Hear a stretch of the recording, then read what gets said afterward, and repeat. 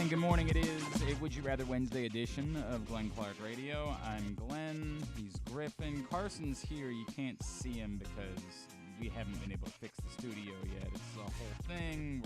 We're working on it. And I don't know. We both of us have some vacations coming up. Hopefully by the time we're all back here in August. Wow. It feels much louder in my headphones than the last time we were here. Carson agrees. Nobody heard that, but Carson agrees. Well, I think because we moved the sliders and the. You want it down? I can. We didn't use that yesterday. Yeah, I know, but they still kind of moved while we were. Yeah, they don't look like they're all that different. It feels like something else. You want it down a little bit? I definitely want mine down. But Okay. the levels are all fine. God bless. Yeah. It definitely how sounds. That's maybe too much for me. Okay. Maybe a little bit too much. Yeah, right there. Right Okay. there. That's probably the sweet spot. There we go. Phew. All right. Hi. Good to be back. I had a fun day down at Maryland yesterday. Appreciate the folks at the Povich Center having us. I've already heard from some of the kids that we met there. They're angling for jobs, and so am I, for what it's worth. If they've got any, I'm willing to listen. But it was a neat day and neat to be a part of that. I appreciate you guys having some fun with us as we did that show. Coming up on the program today, we are going to catch up with our friend Drew Forrester. It's been a while since he's been in studio. It would have been fine with me if we continued that streak, but apparently he wants to stop by, so we're going to do that. Later on this hour, Adam Rank from NFL.com, he does all summer long his sort of state of the franchise series, and he did his State of the Ravens just not that long ago. So we'll talk to him, do a deep dive on that. And Tim Brown, longtime baseball writer, who I guess is not really like writing on a day-to-day basis any longer. He used to be with Yahoo Sports and I want to say the LA Times before that. Tim Brown was a really good baseball writer. He's now kind of settled into being more of an author these days, and he's got a book out that I got to be honest with you, I didn't realize. Okay, let me pull the curtain back. When I heard the premise, I thought it was like a collection of stories about backup catchers. Which I was like, that's kind of neat, right? Like, I feel like there's a lot of really good stories that can be told. Then I started reading it, and it's really only about one particular backup catcher named Eric Kratz. And I said, well, there's nothing interesting about that. Why would anyone read this book? And then I started reading it, and I was like, oh, okay, this guy's pretty interesting. This guy's fascinating. So I had quite the adventure with this book, The Tao of the Backup Catcher. I do have it with me. And we'll talk to Tim Brown about that a little bit later on in the program. There it is right there, The Tao of the Backup Catcher. I can understand why, unlike some of Tim Brown's other books, it doesn't have a picture of the subject on the cover. Like, he wrote Rick Ankiel's book. He wrote somebody else's, maybe David Cohn's. I don't remember what the other one was. I remember Rick Ankiel's book because I remember having Rick Ankiel on, had a big old picture of Rick Ankiel. That made sense. I don't know that anybody on the planet knows what Eric Kratz looks like, so I could understand why it is that maybe that's not the image they went with for this particular book. But it is a neat book, and we will talk to him about that a little bit later on in the show. You will not get me to care about anything that happened in the All-Star game. Frankly, I know very, very little. I know that Felix Bautista gave up a home run. I saw on Twitter, because I didn't watch, I saw on Twitter that maybe he was not pitching at full velocity. He was just sort of going through the motions. And if that's the case, I commend him for that. And I mean that. If that really, and I don't know, I have no clue, because again, I was not watching. But if he was like, I'm not going to tax my arm in this thing, my God, he's even smarter than I thought he was. Maybe it was to stick with Dusty Baker. No. I don't care. I don't care. If he was pitching at full velocity, ask me if I care. Do you care? I don't care. I don't care. Nothing that happens in an All-Star game is real. I don't care. There's some great defense, though. If you say so. I mean, there's great defense in real baseball games. Play, and you know what makes them better? The when there's good defense in real baseball games, you know what makes it better? That it matters. It's real. That's true. Well, it's an actual game. No, they're not. It was fun. Glenn, just have fun with it. It was fun. It's like I said, it's another television show. If you liked watching that TV show, God bless you. That's fair. It does not bother me if you liked watching the TV show. I don't care. You couldn't possibly get me to care. Ask me if I care that they were going to use Kenley Jansen instead of Felix Bautista in the 9th inning. You should care. No. Do you care? No. In no world would Ridiculous. I ever care. Ridiculous. No. Really. No. Why in God's name would you ever care about that? Here's the other thing that's funny about it. Because Adley, Like, Felix, end the game. It almost feels creepy when people are like obsessed with any little thing their player does in an All-Star game. They're representing our team in front of the world. Like, you understand that all of the teams, there's only 30 of them, and they all have to have players there. I don't know what to tell you. If somebody did something truly amazing, right? Like, I can't even think of what that would be. Your Cano got 2 strikeouts. Neat. Ask me if I care. Do you care? I can't fathom what would be actually like in an All-Star Glenn, game. you're telling me when Cito Gaston wouldn't put Mike Messina in the game, in Baltimore, you didn't care. I was 10 years old. I sure as hell cared. Okay, all right, Because I was 10. All right. I wasn't Thank you for. I was 10. I cared about a lot of things. There you I go. cared deeply about, going to see Independence Day. Actually, I think that was when I was 11. I can't remember what year Independence Same Day era. came Let's out. figure it Same out. era. Yeah, no, we don't. It's not worth it. I think Independence It Day is was just 91. not Was worth it It's 91? definitely not 91. It was definitely. I remember going to the old Hartford Mall to see it. We waited in a Probably line. went to see Jurassic Park. This was back. Might have been Jurassic Park. That was 93. That sounds right. That sounds right. I think that Jurassic Park was 93. You just can't possibly get me 96 was Independence. Day. Wow, I was way off. Yeah. Was I really 13 when Independence Day came out? I get middle school. I mean, I would have been 8th grade. All right, that's possible. Just feels like I was younger than that. It doesn't feel like I was 13 years old when Independence Day came out in movie theaters. All right, maybe it was Made you Jurassic feel- Park. That's what I cared about. I was like, I gotta go see Jurassic Park.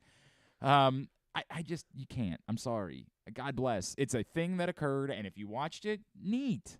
I'm not mad at you for watching it. Apparently, people were up in arms about something that happened before the game began. Something about the introductions or something. I'm like, what? What are we doing? Who gives a rat's ass? Everybody's mad that they're using these generic uniforms Oh, yeah, instead of the uniforms are terrible. Why do you care? Because I was watching it. That's Why? I watched like 3 innings. Do you have nothing else to do with your time? No. There are so many. Have you watched? Typically watching the Orioles. There at are that so time. many shows. Are you caught up on Righteous Gemstones? It would have been a great night to No. do that.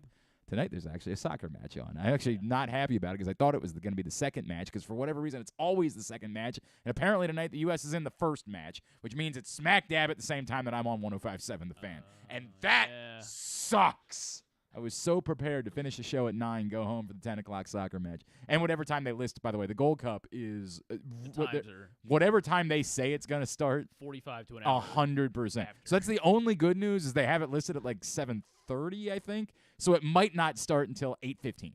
So I might still be able to watch the better part of the second half of the soccer match tonight. We will see because who knows? It could be any time that the U.S. match will kick off tonight against Panama in the Gold Cup. So we have that going for us. A continued obsession.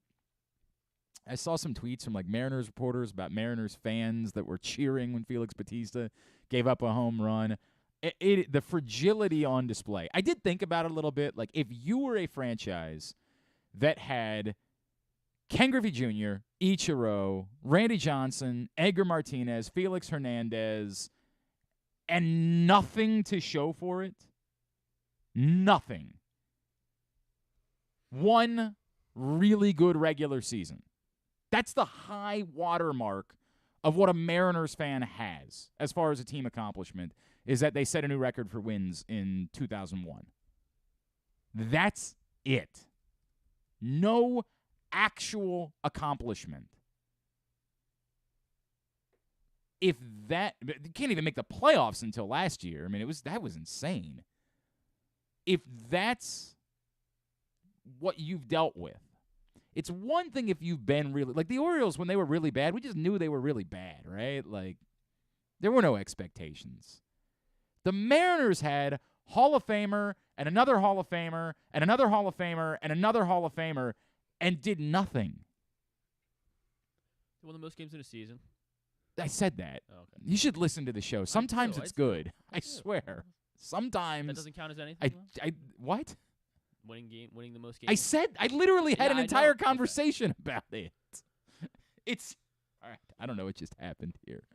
I swear, it's an okay show. Sometimes it's worth giving a listen to. You've got nothing to show for it. I maybe can understand some of the fragility. Not excuse it, but understand it. It's all you have. Now, for Orioles fans of a certain age, you don't have a lot to show. You got Cal Ripken. And, that's about it. You feel good about where you're going, but the Mariners felt good about where they were going a year ago. The Orioles, of course, have a history that you can lean into and stories that your parents told, whereas nobody in Seattle has that. I don't know. The fragility is weird. It's a weird bit. As I said yesterday, I do think that we would be bothered, whatever word you want to use, by someone seemingly co-opting a nickname that we had associated with one of our players. But I would like to hope that we wouldn't be this. We wouldn't be this fragile. Of course, Felix Bautista has nothing to do with when the Orioles used the King Felix thing on Twitter. He had nothing to do with that. I'm befuddled by making this a thing where I guess the Mariners are now going to be mortal enemies moving forward. I guess this is a thing now. It's not quite as dumb. And I'll be the first one to do it. I say, man, you know what? I'm gonna have to call myself out because the fragility has never been more apparent in Baltimore than the insanity of Orioles fans being mad at Jeremy Guthrie a few years ago for wearing a T-shirt. The overwhelming fragility that we showed to Jeremy Guthrie, who was one of the few good players that came along. At a time where it was awful to be an Orioles fan, one of the few good players that came along was Jeremy Guthrie, who the Orioles moved on from. He didn't ask to leave. He didn't Aubrey Huff it and say this is a horse-ass city. Jeremy Guthrie did nothing but say wonderful things about being on the worst team in baseball and a dreadful franchise.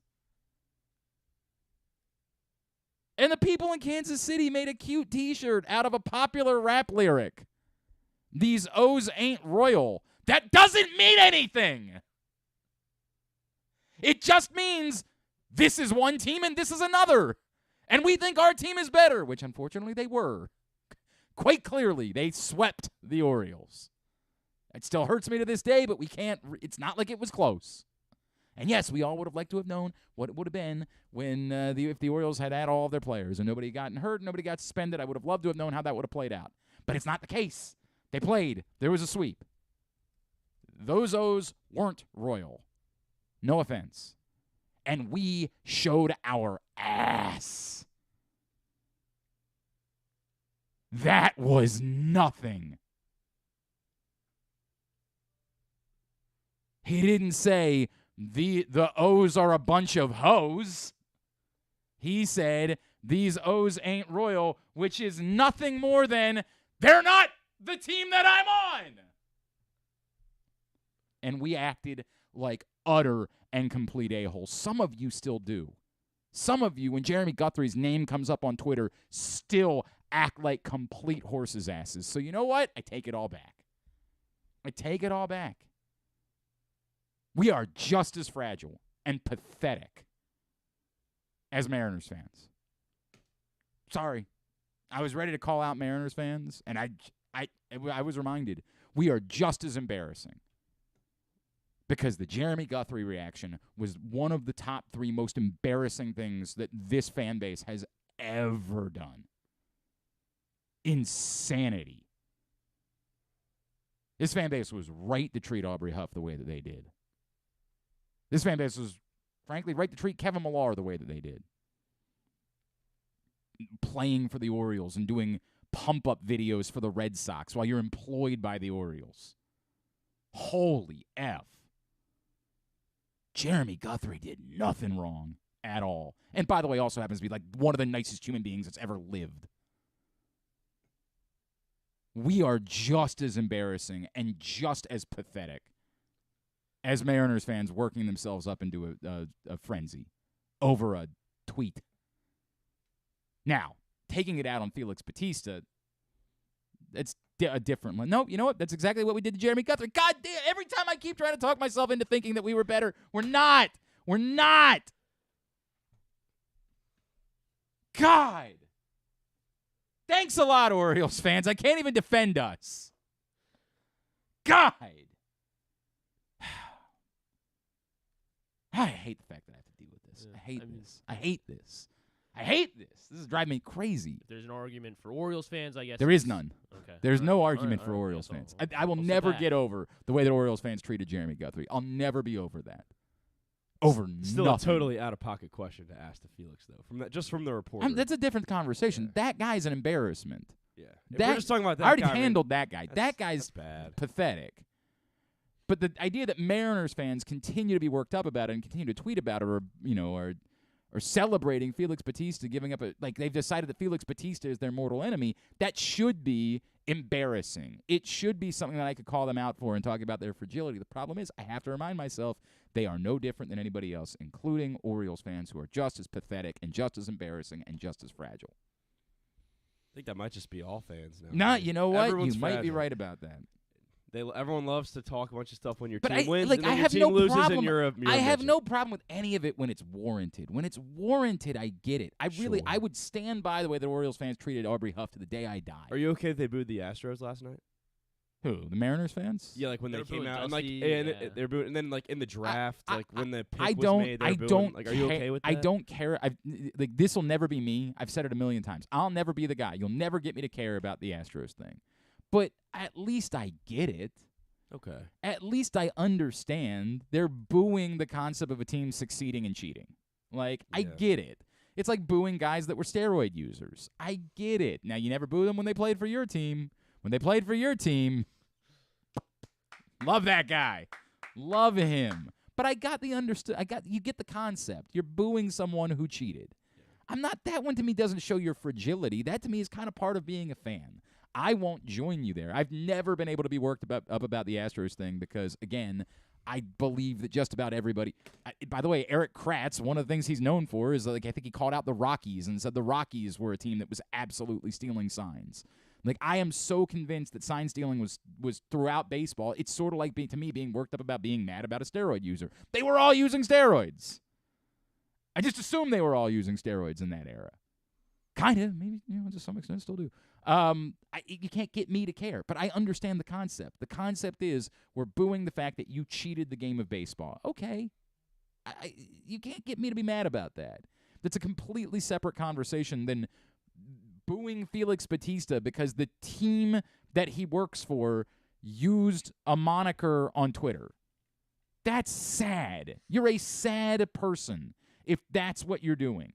But again, we were mad at Jeremy Guthrie for putting on a T-shirt that did not disparage the Orioles. It just said, I'm playing for this team now, and so I want this team to win in the series that they're playing. It's pathetic. It's low. It's arguably worse because Jeremy Guthrie was here. The Mariners have no reason to like Felix Bautista. We had a reason. We were probably worse. It doesn't make it that it's not pathetic. I mean, it's pathetic. Everything about what Mariners fans are doing, it's pathetic. Absolutely pathetic. But, yes, to some extent, it's probably just fandom. It's probably just the concept of there's probably not a group of fans anywhere in baseball that is actually better or whatever or that doesn't have an embarrassing moment where they made themselves look like asses. I've always been uncomfortable with how we treated Mark Teixeira in Baltimore. Mark Teixeira was never going to be an Oriole. The Orioles were never going to give Mark Teixeira a contract. But I've also kind of made peace with it that as much you were taking out on Mark Teixeira what your frustration was with the Orioles. And to a lesser extent, you're always going to root against the Yankees. I was going to say, he still went like, to the Yankees. It's a Yankee, and it's just it bothered me that, like, boom, he's a Yankee. You seem to think that it was Mark Teixeira's fault that he wasn't an Oriole. Like, Mark Teixeira was ever going to be an Oriole. Right, like the Orioles were ever going to give him a competitive it was contract. never going to happen in a million years. So that always kind of bothered me a little bit, but at least at the heart of it, like, you want to boo the Yankees, that's kind of the nature of being I think at that point, fan. like, the fan base was just so tired, too, just so sick of I've what was going on. Talked that about just that. Like, I think it was just a reflection. It was just a reflection of the frustration with the team at the time. All right, that's what it is. Today's show brought to you by your local Toyota dealer and buyatoyota.com. The Toyota Tacoma comes in a range of models and trim lines, so you can choose the perfect Tacoma to reflect your unique personality and driving habits. Check out buyatoyota.com for deals on new Tacomas from your local Toyota dealer today. Just had an opportunity last week or two to dive into this man's State of the Franchise series for the Baltimore Ravens on NFL.com. He's been doing them all summer long. He is Adam Rank, and he's with us now here on GCR. Adam, it's Glenn in Baltimore. It's great to catch up, man. Thank you so much for taking a couple of minutes for us. Oh, my gosh. Thank you so much for having me, although I'm having a little bit of PTSD because I live in Southern California. Okay. I'm an Angels fan. Okay. I remember the Mark Teixeira free agency. Okay. The Angels swing the big deal. What was it, 2008? Yeah. To bring in Teixeira. Yeah. And that guy, he hit like 500 in the ALDS loss to the Red Sox, but like no doubles, like or maybe one double. Like he had no just all singles. Extra base hit. Okay. Oh, and then they let him go, or they didn't lose, but they lost him in free agency to the Yankees. And now, a similar type situation's playing out to Shohei and, like, oh, wow. Yeah, that's some real PTSD. I get that. Adam, the issue at the time for us was that Mark Teixeira is from Anne Arundel County, just outside of Baltimore, right? So the Orioles the Orioles were garbage. I mean, we're complete and utter garbage. And for like 2 years, Orioles fans had convinced themselves that Mark Teixeira would want to come home and be the savior of the franchise, right? Like somehow that became a thing that never made a lick of sense, but we talked ourselves into the idea that was going to happen, as if the Baltimore Orioles, who wouldn't pay anybody at the time, were ever going to pay Mark Teixeira anything close to what a team like the New York Yankees would pay him. And for some reason, like, we took it out on Mark Teixeira personally that the Orioles would not pay that amount of money for a baseball player. And it's a complicated conversation that you and I certainly would never be able. It's a psychology question, really, is what we're dealing with when it comes to fans. No, but that's what happens with fans. Yes. So you get into that mindset, and I remember, and I do remember, that whole thing because the Orioles fans were saying, and I remember as an Angels fan being like, dude, he's not going to Baltimore. Like, if he goes anywhere, he's going to the Yankees. But hopefully, we were hopeful that he was going to return, but I think it was his wife who wanted to return to the East Coast, and she didn't like being out here in California. And obviously the team at the time to go to was the Yankees. They go on to win in 2009 because their stadium's stupid. And it is. Like Alex Rodriguez, of all people, hits a pop-up to right field, and it was the ninth inning of Game 2. And you're like, okay, at least Rodriguez. Oh, wait, that's a home run. Okay, wow. Never seen that before. Put a dome over that thing, Yankees. But that's another issue for another day. We could have that conversation for a long time. All right, Adam. It's funny because 3 months ago, the state of the Baltimore Ravens was turmoil and chaos. Like it was panic at the disco. And now, as you dive into the state of the Baltimore Ravens, it's way more. Yeah, we think we could win the Super Bowl, and it's not so easy because it's the AFC. And it's not so easy because, as you point out, at the heart of it, for as comfortable as everyone is with the fact that finally the Ravens got the deal done and Lamar Jackson's around, there's still that little thing, which is that the Ravens have never really had any playoff success with Lamar Jackson as their quarterback, and there's no way for us to know when or if that's going to change.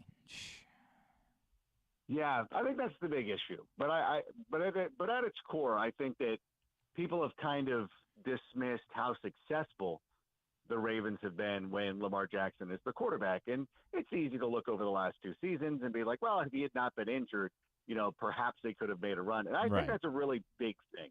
And I really do. And I talk about this in the piece, is like that the Ravens just look different. when he's out there as a quarterback. They're a very successful team. They're 4-8 without him as the starting quarterback on that squad, and they're competitive. You know, they were in first place. I don't need to – I feel weird because you obviously know this, but they were in first place in 2021 when he went down. Yep. They still found a way to make the playoffs last year. And really, if it wasn't for a fumble at the goal line, you know, very close. As much as I like Cincinnati, and I think Cincinnati is a great team, the Ravens were on the cusp of beating them. And I think that, you know, you get into those situations with those teams, can you go on and beat the Buffalo Bills? I think they can. The Kansas City, that's a very tough team. It would take a lot of things going correct. But I think that you have the ability to go out there and get it done. And so I'm very comfortable thinking of putting this team amongst the playoff contenders in the AFC, especially now with bringing in OBJ and everything that they've done during the offseason. So you talk about that needing to find someone to complement Mark Andrews. And, you know, the funny thing is I feel like there's a lot of dismissal of Rashad Bateman, and I get it because of the injuries. But when that guy was healthy, like, he was looking like the guy. He was looking, and we've all seen the skill set. We've all seen the talent. But when he was healthy, he was looking like the guy that was finally developing into more of the prototypical outside receiver that you have wanted to see. And I'm not, you know, I can't predict the future and I can't guarantee anything, but I feel like he's being dismissed because Odell Beckham is so famous. I just don't know what he is at this point in his career. And because they used another first-round pick on a receiver, I feel like it's kind of being lost that, like, we have tangible evidence when they've been on the field together that Lamar Jackson and Rashad Bateman might be a thing. Oh, yeah, that guy can play, you know, and there's a reason why they were comfortable getting rid of Marquise Hollywood-Brown is that they felt that they had a player that they could develop with Rashad Bateman. And, you know, obviously I do a lot of fantasy football stuff, and, you know, thinking about my analysis going into the season in that regard, it's like I love this situation for Rashad Bateman where we've seen him, as you say, be a very good player. Like, he is a dynamite player. And now he doesn't have to be the man. Like, not that he ever had to because Mark Andrews is there, but still, like, now you bring in an extra layer with Odell Beckham Jr. And I think that one of the things that gets overlooked with OBJ, and people like to be dismissive of him because, you know, they don't like his hair color. They don't like the fact that he was goofing around with the kicking net a couple of years ago and all this stuff, but he makes so many players around him better. Now, Cooper Kupp is fantastic, but he was a much better player when OBJ was there. OBJ was very close to being the star of the Super Bowl a couple of years ago, and I don't think that OBJ is going to go out there and he's not going to get 1,600 yards receiving. He's not going to have 15 touchdowns. But if he makes the players around him better, that's exactly what you want from him in his career. And now you've got an offensive coordinator with Todd Monken who just loves to throw the football and has been very successful doing it on the NFL level and on the college level. So I think that Bateman is one of those guys who can step forward this season. And as everybody, like you said, like everybody loves talking about the new people, like, oh, Zay Jones, he's fantastic, and he's a good player. But I think this is an opportunity for Bateman. I'm with you. Oh, everything all right, Adam? Everything okay there? I want to make sure that there's not a mess going on at home. I hope everything's all right. Okay, let's see what's going on with Adam Rank. Something apparently. Hey, man, I know what it's like being a dad. I understand that more than anything in the world. Whenever now and then there's some sort of issue that pops up, and you got to take care of it. I get worried in those moments, too. Adam Rank is with us from NFL.com. He recently did a State of the Ravens feature at NFL.com. Adam, everything all right, bud? We're good. Okay. It's good. We still got we got summer camp, going on. The kids. I'm on the West Coast, so we're getting our morning routine going. So I appreciate you doing. Things happen. You know how it goes, brother. I've got an 8-year-old and a 6-year-old. I completely understand this. Every time I agree to do a radio interview somewhere else, I always give the caveat of, look, man, if there are screaming kids in the back, there is nothing I can do about it, and they might come say hello at some point. It's the way it goes. Oh yeah. Oh, I do a Chicago Bears podcast, and then one afternoon, my 4-year-old just decided, like, you know what, I'm just gonna sit in on this. I'm like, okay, we'll just sit here on my lap and right. Chime in when you need to. Adam, one thing that was interesting to me, you bring up Todd Monken. I'm still trying to get a feel for. I know he likes to throw.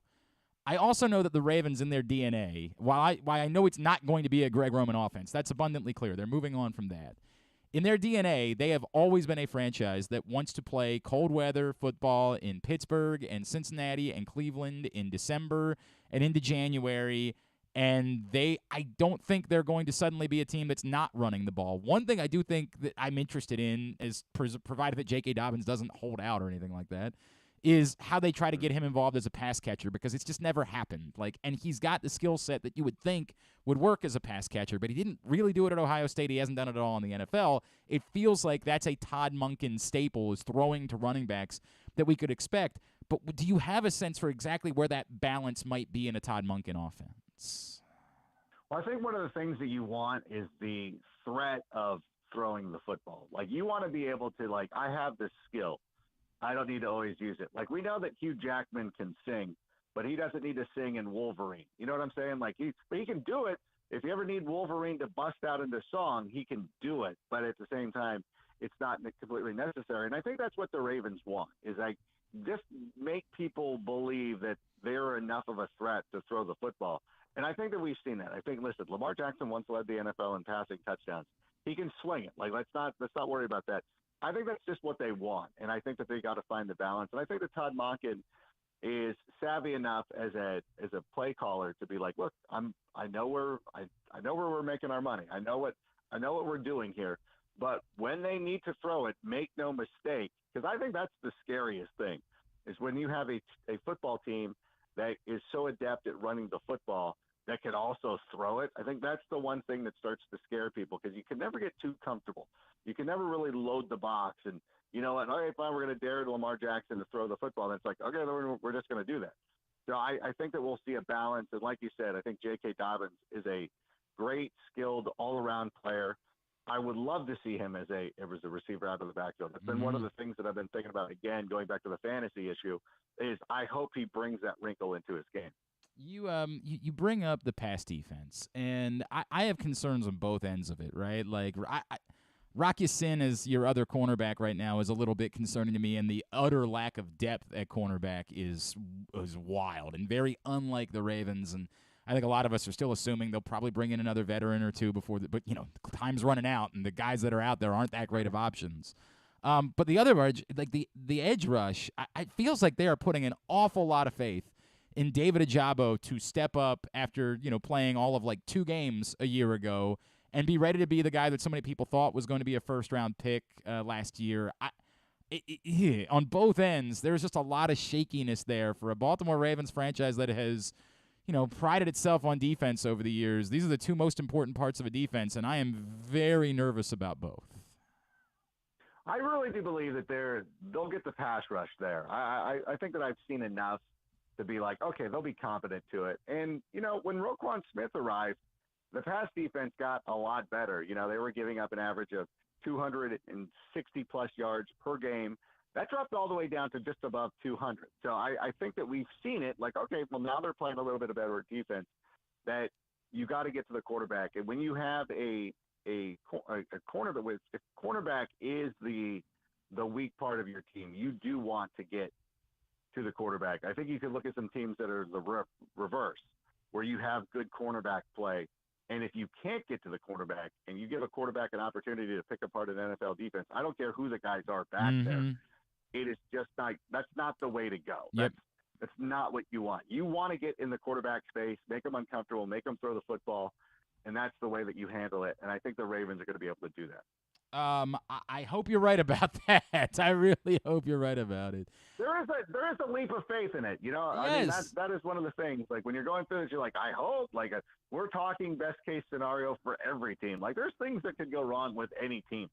So I think that the Ravens, when we were talking earlier about the Orioles and the way that the team was in the mid 2000s of this team's never doing anything right, and it's taken some time. I mean, until recently, the Orioles have now started to put it together. The one luxury that you've always had with the Baltimore Ravens is that they know how to build teams, and they've always shown you that they will find a way to put out a competitive team that is going to likely make the playoffs. And I think as a fan, you can take some sense of that. You're not like a Lions fan who saw a 9-17, whatever right, it is now, correct. 9-8. I hate 17 games. But you saw them win 9 games, and now you're convinced that they're going to the Super Bowl. You're like, you have no history to believe this is the case. And I know that a lot of Ravens fans are concerned, like, we've got some issues. It's like, I think that they've shown enough over the years. Like, maybe if there's a team that I'm like, I will give the benefit of the doubt to, it's always a team like the Ravens. Like, you've done it right since 2000. Like, it's fine. I understand your concern, but I think it's going to be okay. All right, let me wrap with this then, Adam. The AFC, as we mentioned, it's murderer's row of quarterbacks at the moment. I feel like because Patrick Mahomes is breathing, we have to still say that the Chiefs are the team to beat, even if we look around and say we have questions about it's Patrick Mahomes. That's the way that it works. But how do any of these teams separate themselves otherwise? Like, what is the difference where we say, hey, look, if this happens this year, then the Ravens can be a better team than the Kansas City Chiefs are, or than the Bills or the Bengals, or insert team name here? Yeah, well, I mean, you can look at what the Bengals have done over the last couple of years, and the Bengals have gone out there and they've handled the Chiefs. You know what I'm saying? Like, if you give, like, it's tough to beat the Chiefs when you're giving them extra downs and you're giving them do-overs, which is kind of what Cincinnati went to last year. But over the last two playoffs, like Lou Lamoriello, Lou, I'll just call him Lou. From the Bengals. Yes. Out ways. Yeah. He's figured. I always butcher it. I do this too. Is why I do fantasy. I think it's Anarumo, but I don't know that. I know. We need to. Yeah, we'll both work on that. It's training camp for us too. But they've found a way to handle him. But you know what I'm saying? Like they've done a really nice job, like, of going in and sort of bullying the Kansas City Chiefs and having that swagger and having that attitude. And if there is a team in the AFC that I'm looking at right now who can kind of emulate that formula, it would be the Ravens. Now, obviously, the deficient having Rocky Sin out there isn't the most comfortable situation, but you know the Bengals are making it get done with Eli Apple, so it's like it's not impossible. I think that the Ravens have that. I really do, and I look at some of the teams in the AFC that are considered good. You know, like this team, like there's always something like I don't know, like I'm always dismissive of the Bills or other teams, or like maybe, but with the Ravens, I've always, and this goes back to my affinity for John Harbaugh. I feel like they have a really good formula of a way to beat the Kansas City Chiefs and to go out there and like be able to hold run the ball when they need to, play some tough defense, have some guys. They're going to need some people to step up. You know, you mentioned the edge rushers. Kyle Hamilton's another guy I really want to take a step forward this year, and I think he's fantastic. He is one of those prototypical Ravens players where you're like, how did they draft him? Like, why is he available when the Ravens are picking? This makes no sense to me. But I think that they have a real legitimate formula for going out there and being successful, and I think that they're the kind of team that makes it difficult for others. Like I remember the Titans made a run a couple of years ago running the football with Derrick Henry, but the Ravens have the advantage of that their quarterback's better. Like Lamar Jackson's better than Ryan Tannehill. Significantly. Lamar Jackson's better than a lot of people. Yeah. You know what I'm saying? Like, Right. like I don't have to tell you this. Yeah. Like he's a difference maker. You're not there's defensive teams where you're like, oh, everything needs to go right because their quarterback is not great. Your quarterback is great. So I think that's one of the things where I would hold on to, like, okay, yeah, like I would see the Ravens going into a playoff matchup with Kansas City, Cincinnati, and be like, okay, and we saw it last year, even without Lamar Jackson, very competitive with those teams. So I think that again, going back to the history and the way that this team is constructed, I think there is a definite formula for them to go out there and beat the Chiefs. At Adam Rank on Twitter is how you follow him. What can I plug for you, man? You know what? NFL Fantasy Live will be returning this season, which is really cool. We do, and if you're interested in reading any more about the NFL teams, I do State of the Franchise for all 32 teams. I'm coming to an end, finally. We're going to be doing the AFC West. We're doing the AFC East this week, AFC West next week. I'm going to go into the basement for a couple of weeks after that, and then I'll be back and ready to go. Love it, man. Adam, really appreciate you doing this, dude. Let's next time we'll break down why the Yankee Stadium is an embarrassment and pop flies are home terrible. runs. Yeah, I'm rooting for you. I mean, if it's not the Angels, I'm rooting for you guys. Oh, I hate to say this. Keep it up. Keep up the great work. It's probably not going to be the Angels. We're rooting for you guys to dump Shohei Ohtani on us for a couple of months, but I understand that would be. I get it. Adam, we'll talk again soon, man. Thanks for doing this. Sounds wonderful. Thank you. That's Adam Rank with us here on GCR after he did the State of the Ravens for NFL.com. All right, let's let Carson tell us about this. So what is this? You brought in a box of checks today. What is that? I've got a really good way to keep your cereal fresh for longer so it doesn't go stale. Yes, I need this. Okay. I'm skeptical, but we'll see if Carson can help our lives. Next, Carson's a Hack here on Glenn Clark Radio. It's another exciting weekend of affordable family fun at Prince George's Stadium with the Bowie Bay Sox. It starts on the 14th with our big hitter bobblehead, Connor Norby, for the first 750 fans. Saturday sees our special circus night with post-game fireworks. And Sunday features the Kobe Mayo Squish Pillow with special ticket package. Get your tickets now by calling 301-805-6000 or anytime online at baysox.com. The Bowie Bay Sox. Let us be your 9-inning vacation. The All-America Senior Game powered by New Balance will be back at Johns Hopkins Homewood Field on July 29th. The most decorated girls and boys lacrosse players in the country have been invited to play in what is the premier lacrosse event of the year. Every college coach wants their players in this game, and if you dream of being in this game, you start by trying out for one of your regional underclass teams this summer. The best against the best. Get your tickets now at allamericalacrosse.com. Hey Birdland, a new alternative payment method is available at Oriole Park at Camden Yards for the 2023 season. OzPay is a quick, convenient, and rewarding option to make payments at concessions and retail locations throughout the ballpark. Use OzPay to unlock rewards, special offers, and unique experiences. And with secure, contactless payment, you'll get back to your seats faster. Get started in the MLB Ballpark app or learn more at Orioles.com/OzPay. That's Orioles.com/OzPay. Soak up summertime fun in Charm City. Enjoy only in Baltimore festivals, mouth-watering eats, and endless entertainment. Cheer on the O's at Camden Yards. Pick crabs by the waterfront. Beat the heat inside a world-class museum and make memories that will last a lifetime. Go to baltimore.org for more information and to plan your visit. I'm Michael Giangrandi, president of AJ Michaels, your carrier energy expert for 44 years. Save money, energy, and make your home more comfortable and virus-free. Find us at ajmichaels.com. That's ajmichaels.com. The latest edition of Press Box is available now. On the cover, Dave Ginsburg remembers Goose as he looks back on the impact that late Tony Saragusa had both on and off the field here in Baltimore. Plus, he explains how Goose's kids are working to continue that legacy with the Goose Flights program. Also inside, Todd Karpovich profiles the path Tyler Wells has taken to becoming a star in the Orioles rotation. And you'll find a special summer travel guide with information about events and activities throughout the state. Press Box is available for free at over 500 area locations, including 60 Royal Farm stores. And you can always find the entire edition as well as the best daily coverage of the O's, Ravens, and Terps at PressBoxOnline.com. That first sip. That first bite. Start your day off right with a delicious breakfast at Royal Farms. Choose from a fantastic selection of fresh Royal Farms breakfast sandwiches and top it off with a rich hot cup of the freshest coffee in the world. At Royal Farms, breakfast is available day and night. It's the freshest breakfast in the world. Real fresh, real fast. Royal Farms. It's a Maryland thing you wouldn't understand. Where the waves meet the shore, you will find Dorchester County. Hi, this is Jimmy Charles. When I think of Maryland, I think Dorchester County on the eastern shore where it's open for making memories. Dorchester County, it's a Maryland thing. For more info, visit www.visitdorchester.org. It's a Maryland thing. Hell yeah.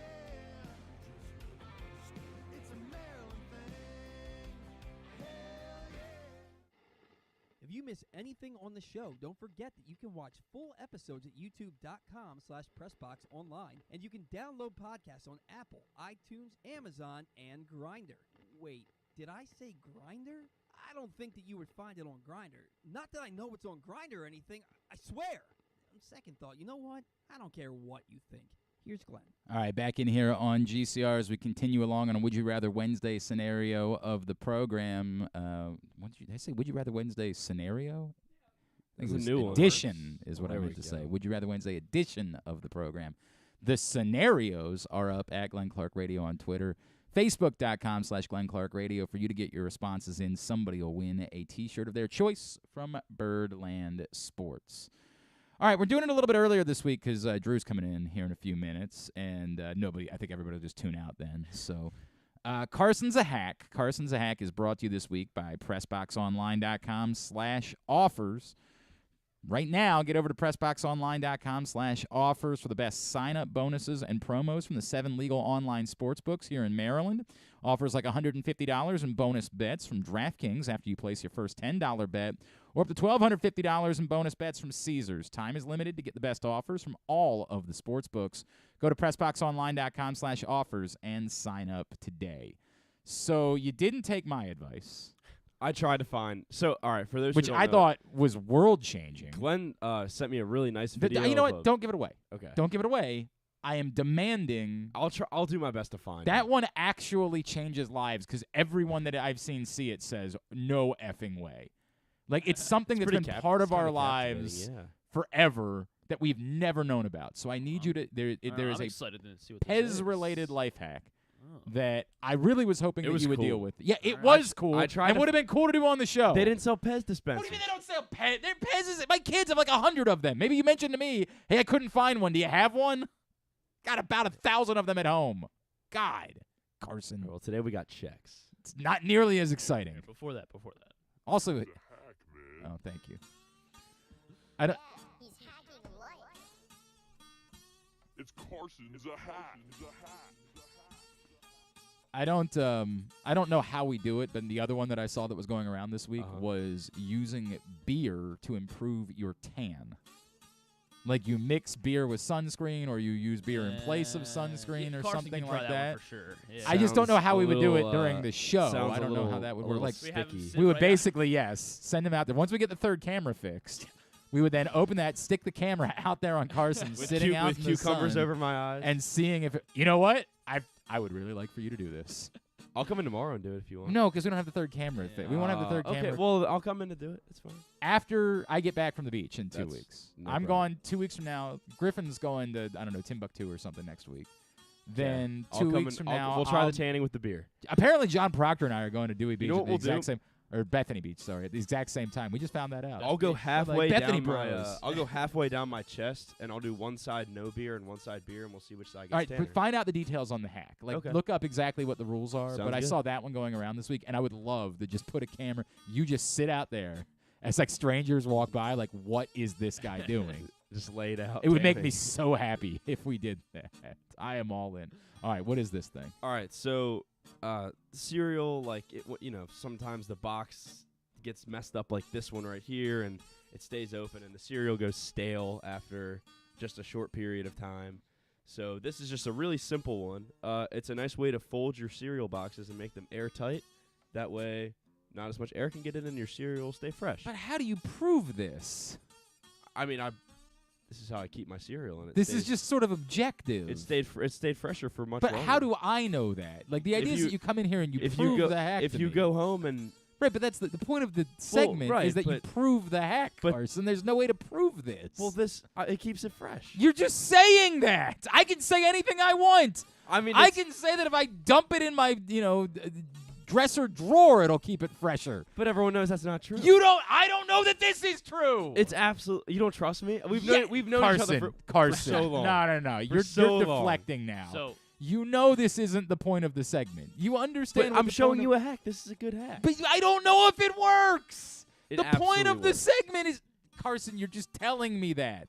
You're abandoning the concept of the segment, which we had talked about. But every week you come in here and you show it to me, and I say that's a thing or that's not a thing. And I'm showing you this is a good way to fold a box. You got tangible How evidence. do I know that it's any different than any other way that you can keep your cereal? we try the cereal. Is it stale right now? This cereal will be good. You could have opened it this morning. No, half of it's The gone. point of the segment is for the viewers to be able to say, wow, that's impacted my life, not just take my right, word for yeah, it. they're gonna see that the box is folded up nice, and if they Carson. go and do it, Carson, you know I love you, right? You know Of I'm cour- appreciative of course. all I'm of your appreciative hard- of you two. We've got a great friendship. I couldn't love you anymore, but sometimes you got to take the L.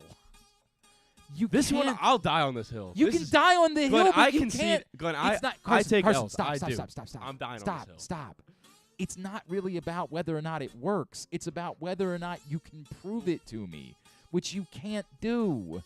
That's the concept of the segment. The concept of making a video for the internet is that the video then shows to people this thing works. It's not just, boy, I'm going to get all Tommy Boy here. Anybody can put a guarantee on a box. Anybody can do that. But when you wake up and your daughter's missing. But this is the Carson Weekly guarantee on this box. That's not a thing. I love you so much. So what's the actual hack? All you do is, so you take your box of cereal. Griffin is. And these little like side things right here, you're just going to fold them in. Okay. And then make sure, so see how one of these sides has like a flap on it and this one doesn't? All you're going to do is just fold in the one that doesn't have the flap on it. Fold it in just like that. Okay.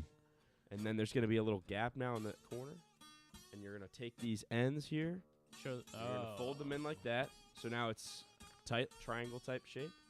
And then you're just going to tuck this right into the sides of the triangle. Seal it off.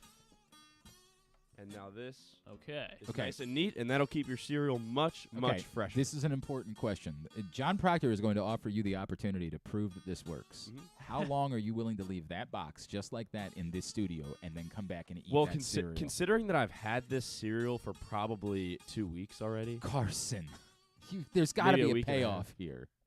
I'll come. I'm standing by this. You're saying you will leave that cereal just like that till next week. Till next week. I'll eat a big bowl of it. Come back in. I'll skip breakfast that morning. I'll come eat this for breakfast. I'm being so serious. Just sit. You're gonna leave that sitting right here. I'll eat it while I tan if you want. I would kind of like that, but no, we can do it on a different day. Okay, that's fine. Yeah, sure. I want. All right.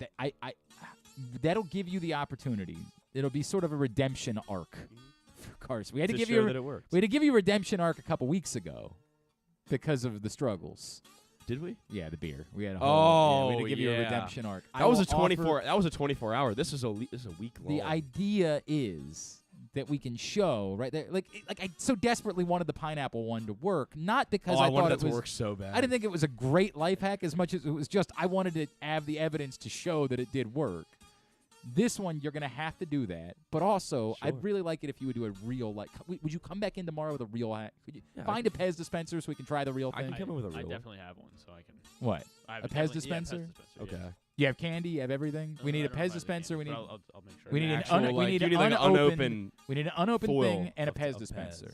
And I definitely have a Pez dispenser at home. Okay. I'm sure I can find one. Tell me if you can't, because I can bring I'll text one. You. There's one more Will place. you come back in tomorrow and do the Pez thing? Yeah, no problem. I'll do the Pez thing. It's really hurt me. Where are we sitting this? On display. Put it up with the perfect. With the with everything else. Everything. No, on top of the tower. Yeah, we're gonna put it make it as part of the show. Right. I don't know what gets it in the shot. Glenn, if I show up and it's still fresh, I want you to sign the box. And hang on. I'm keeping it. Hang on a second. I guess what we need to do is taste how fresh it is now. That's fair. And then we'll taste how fresh it is. You'll be the first, so give me a bite to see if it's actually, because, it might already be a little funky. You said you've already had it open for a bit.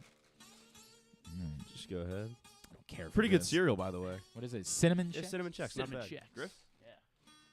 That's a very, you would eat that cereal, no problem. It's not stale. It's not. Yeah, it's fine. Totally fine. All right, so you do your whatever bit, and then next week, we'll pull that Cinnamon Chex down. Airtight, baby. We'll see. I don't think that I want to eat it, though. That's the problem. Is that I have. I'll eat it. That's fine. I know you will, but you can lie. You can say, "Oh, this is delicious." Check his work. Just as honestly, perfect as compared to some of the other things I've eaten on this show, it probably will be delicious no matter what. Yeah, I've got I actually have an issue in my home life because my banana hook I've noticed that it's not. The bananas are not. I got another really, hack involving bananas. Well, that one could impact my life. Okay. Well, but I can't prove to you that it works in here. It's the same. What's the hack? If you wrap plastic wrap around the stem of your bananas and wash them off, they can stay they will stay ripe for like a week longer, and they don't get ripe quite as fast. Like they take like an extra couple days to get ripe. I am willing. That way you have longer to eat them and keep them. We can do what we have, but I'm going to be away the following week. While you're in tomorrow. Okay. Tell me, I'll pay for it. No, it's fine. It's all right. It's fine. I don't care. Get 3 bananas. Just go to the store, buy 3 yellow. They got to be a bunch though. It has to be in a bunch. Right, I understand that. I'm saying to get them in, tied together, but don't get like 8 because we're gonna leave them sitting They have around. bunches. I don't eat bananas, so they have bunches of 3. Yeah, you can Okay, go to. Get whatever the smallest bunch is Perfect. they have. If it's 4, get 4. Perfect. Make sure they're yellow bananas. Okay. Bring them in, and then we'll do the same thing. We'll leave them here, and next week we'll see how they're doing with your hacker. Yeah, like saran wrap, plastic wrap. We need a shelf behind you, so that way it can always just be in the You shelf. can just the hack shelf. Put it right there where the Lamar hack is, right? Like like that's what I want. I want you to. Awesome. We'll do Pez and we'll do bananas. Why won't you put the checks up on top of the thing? Because I don't like blocking my Coppin State thing. I mean, for a couple of days. I'm not asking you to block it for forever. We still support the Coppin State Eagles. We're not. It's a very weird bid. Griffin's very worried that people are going to think he hates Coppin State now. Yeah, exactly. I don't want that. All right, you're going to come back in tomorrow to do the Sure. Pez thing? Yeah, absolutely. All right, I appreciate that. Thank you, Carson. That was not exactly what I wanted, but it was something. I don't know exactly what it was. It really does. Like in all seriousness, though, it actually does really work. So if you're wondering, it really does work. I'm willing to believe you, but this is not a segment about believing. This is supposed to be a scientific Seeing is believing. segment. You're like the Polar This Express is supposed to be. Tasting is I do believing. love the Tasting. Polar You're like the- Express. you're Don't like- get me you're like wrong. Tom Yeah, Hanks, the Polar I Express. do love that. This is supposed to be about proving, and this did not prove anything. It was just a got tip. A little timer. That's all it Little was. timer. Just a little. Just a week, and it'll be proven. We in a will. week. We will. Patience. When you're in next week, we will pull down that cinnamon checks, and we will see how it's doing. You're confident with how you folded the box that this is going to. Absolutely. All right. Absolutely. I got all the air out of the bag too. And you what do you think is the length of time that you can keep that cereal Guess we'll fresh? just go week by week, right? I mean, we just keep that every week we now, pull it down that would again be and try something. it. Every try week it I again. pull it down again and keep eating. Every week Yeah. we see if it Yeah, works. I mean, I would say like I don't have an exact number of days I could give you, but I would say at least like 4 to 5 days longer than cereal would normally last. Okay. But like I guess like depends on how fast you eat your cereal. I guess. I mean, if you're like if you're expecting that to last you like 3 months, like when I to. was in college, I would eat 2 bowls of cereal at night. Oh my gosh. At night. It's like I an would- elite night I snack. get to It like really 11:30 and I'd say, "It's cereal time." Yes. I'd be so excited about What was it. your one of choice? Frosted Mini Wheats. It was always a Frosted Mini Yeah. Wheats, man. I'm a big Frosted Flakes guy. I do love Frosted Yeah. Flakes. I'm I was still on always- Honey Bunches of Oats, man. The one with the dried strawberries in it. I didn't know that's that good was a one. thing. That's a I good had one. no idea. Those are I have really not. good. I had I realized at some point I was like half lactose intolerant. I don't know if it was real lactose intolerant or I just had bad gas. I'm not really sure which one it was, but I had to get rid of my cereal at night proclivities because of it. Like I did the What almond about milk. oat milk? I did the almond milk pit for a little while, but It's not the same. it was always awkward. Always awkward. That is a good idea, Proctor, but I'm not going to say it out loud. All right, I think I'm gonna head over to the stool now. You can wait until This- It's true. The way he says it is just so funny. like There it's you go. like it's an event. Like, hey guys, we all going out to the stool later? By the way, the worst possible name for a bar, to name it after poop. Hey, what a terrible idea. I am veering dangerously into I'm not going to be able to pay attention territory because Christopher Eubanks, while he dropped the first set, got an early break in the second set against Daniil Griffin Medvedev. and Drew and I can do it. Oh, Yeah. God. Oh, I forgot Drew's going to be in on top of everything else. Oh, God. I am very nervous about how the next – if Christopher Eubanks wins the second set, then forget it. Like, just you enjoy talking to Tim Brown. Okay. You enjoy Like, all right, looking at the cover. It's not no offense. It's not the important Tim Brown. Like, I mean, no offense. He's very good Tim Brown. But it's not Tim Brown, who used to be a regular, by the way. I don't know what happened to that. Tim, the receiver, Tim Brown, used to come on the show all the time because he was like working for. Also, I want to say you working for Yahoo, straight shoot. I believe that was the case. All right, Drew is scheduled to join us. We're going to play Would You Rather Wednesday, so get your responses in now. That's all on the way here on a Would You Rather Wednesday edition of Glenn Clark Radio. Catch that festival feeling in Charm City. Everywhere you go, you'll find exciting entertainment, delicious eats, and endless summertime fun. Cheer on the O's at Camden Yards. Pick crabs by the waterfront. Beat the heat inside a world-class museum, and make memories that will last a lifetime. Go to baltimore.org for more information and to plan your visit. I'm Michael Jangrandi, president of AJ Michaels, your carrier energy expert for 44 years. Save money, energy, and make your home more comfortable and virus-free. Find us at ajmichaels.com. That's ajmichaels.com. Your summer destination is closer than you think at Live Casino and Hotel Maryland. With an expansive gaming floor and incredible dining options ready for you to explore, your adventure awaits. Dine at the new Coho Korean Barbecue House coming in July or on the patio at the Prime Rib. Enjoy the summertime breeze at Orchid Smoking Patio. Limited time packages starting at $229. What are you waiting for? Book now. At Arundel Mills, must be 21. Please play responsibly. For help, visit mdgamblinghelp.org or call 1-800-GAMBLER. All electronic tolling is here to stay in Maryland, and DriveEasyMD.com helps you cruise a little easier. We're Maryland's tolling resource, home to EasyPass, pay-by-plate, and video tolling. It's never been easier to pay your way. DriveEasyMD.com. We'll keep you moving. The Orioles are off and running, out to prove that last season wasn't a fluke, and they are one of the best teams in baseball. Hi, I'm Paul Valley, host of the Bat Around for PressBox. Tune in every Saturday from 10 a.m. to noon as Zach Goodman and I break down every Adley bomb, every Tony Tater, and every save from the mountain. Like a warm hug from Rutschman, the Bat Around has you covered with all things Orioles as we embark on what's sure to be a magical summer in Birdland. So tune in every Saturday for the best in Orioles coverage right here on the Bat Around. It's another exciting weekend of affordable family fun at Prince George's Stadium with the Bowie Bay Sox. It starts on the 14th with our big hitter bobblehead, Connor Norby, for the first 750 fans. Saturday sees our special circus night with post-game fireworks. And Sunday features the Kobe Mayo Squish Pillow with special ticket package. Get your tickets now by calling 301-805-6000 or anytime online at baysox.com. The Bowie Bay Sox. Let us be your 9-inning vacation. Whether your focus is luxury and comfort, convenience and technologically advanced connectivity, or sporty performance and aggressive styling, we've got the perfect Highlander for you. Check out buyatoyota.com for deals on new Highlanders from your local Toyota dealer today. Costas Inn has been serving up delicious steamed crabs for over 50 years. Lately, the crabs you want to eat when the weather warms up have gotten harder and harder to get. So get your crab eating game plan in place. Make sure to stick this number on your fridge: 410-477-1975. Call ahead and reserve the size crabs you want. You may be able to walk in, but you may also be disappointed at the size or maybe even get shut out altogether. So call ahead, have a plan, and then arrive on your crab eating vacation. Costas also has delicious crab soup and crab cakes. The Costas Inn at 4100 North Point Boulevard. For more than 50 years, they've been satisfying crab lovers in and around Baltimore. That first sip. That first bite.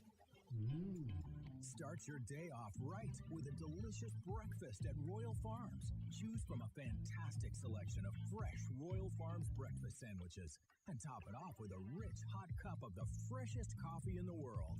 At Royal Farms, breakfast is available day and night. It's the freshest breakfast in the world. Real fresh, real fast. Royal Farms. If you need more of Glenn, you can also hear him every Sunday with Rita on 105.7 The Fan. But also, if you need more of Glenn, what's wrong with you? Back in here on GCR as we continue along here on a Would You Rather Wednesday edition of the program. The scenarios are up at Glenn Clark Radio on Twitter. Please get your responses in. I mentioned it earlier, but yeah, hello. Okay. We gonna be all right over there? Yeah, it was that mic. That doesn't seem great. So. What happened there? I don't know. Well, we might need to look into that. Yeah, go ahead. Let me. You sure? Well, I mean, we got to fix that. Yeah, we do. Did we put a different chord? Did we use a different chord than what we had? Yeah, I guess I did use a different chord, but it worked. Yeah, it was one of the chords we used yesterday. Well, that's so weird. So that doesn't make any weird. sense. Yeah. But we got to fix that. We got to. Hello. Nope. Okay. There's an issue of some sort there. We got to figure that out. Are you sure you don't have another button depressed on there that would be problematic? All right. I don't know. Don't think. It's a good thing we tested all of this. Good thing we tested all of this before the show to make sure everything worked. Way to be on top of it. Way to be on top of it. I remember we were doing so well, too. Yeah. It would have been like such a good return back from doing a show on location. Everything worked. We came back. Everything worked again. I'm like, wow, this is great. Right up until it didn't. Right up until womp womp, that's actually not the case. Sorry, we have to cancel it. Coming up on the program, I should be mentioning that Stan the Fan and Gary Stein are back in action. Tomorrow night, they'll be joined by Bill Stetka. You know, we've been doing our season-long retrospective on the 40th anniversary of the 1983 World Series Baltimore Orioles. And that will be the focus of their show tomorrow night. Bill Steck, a team historian, will be joining them. So make sure you check that out.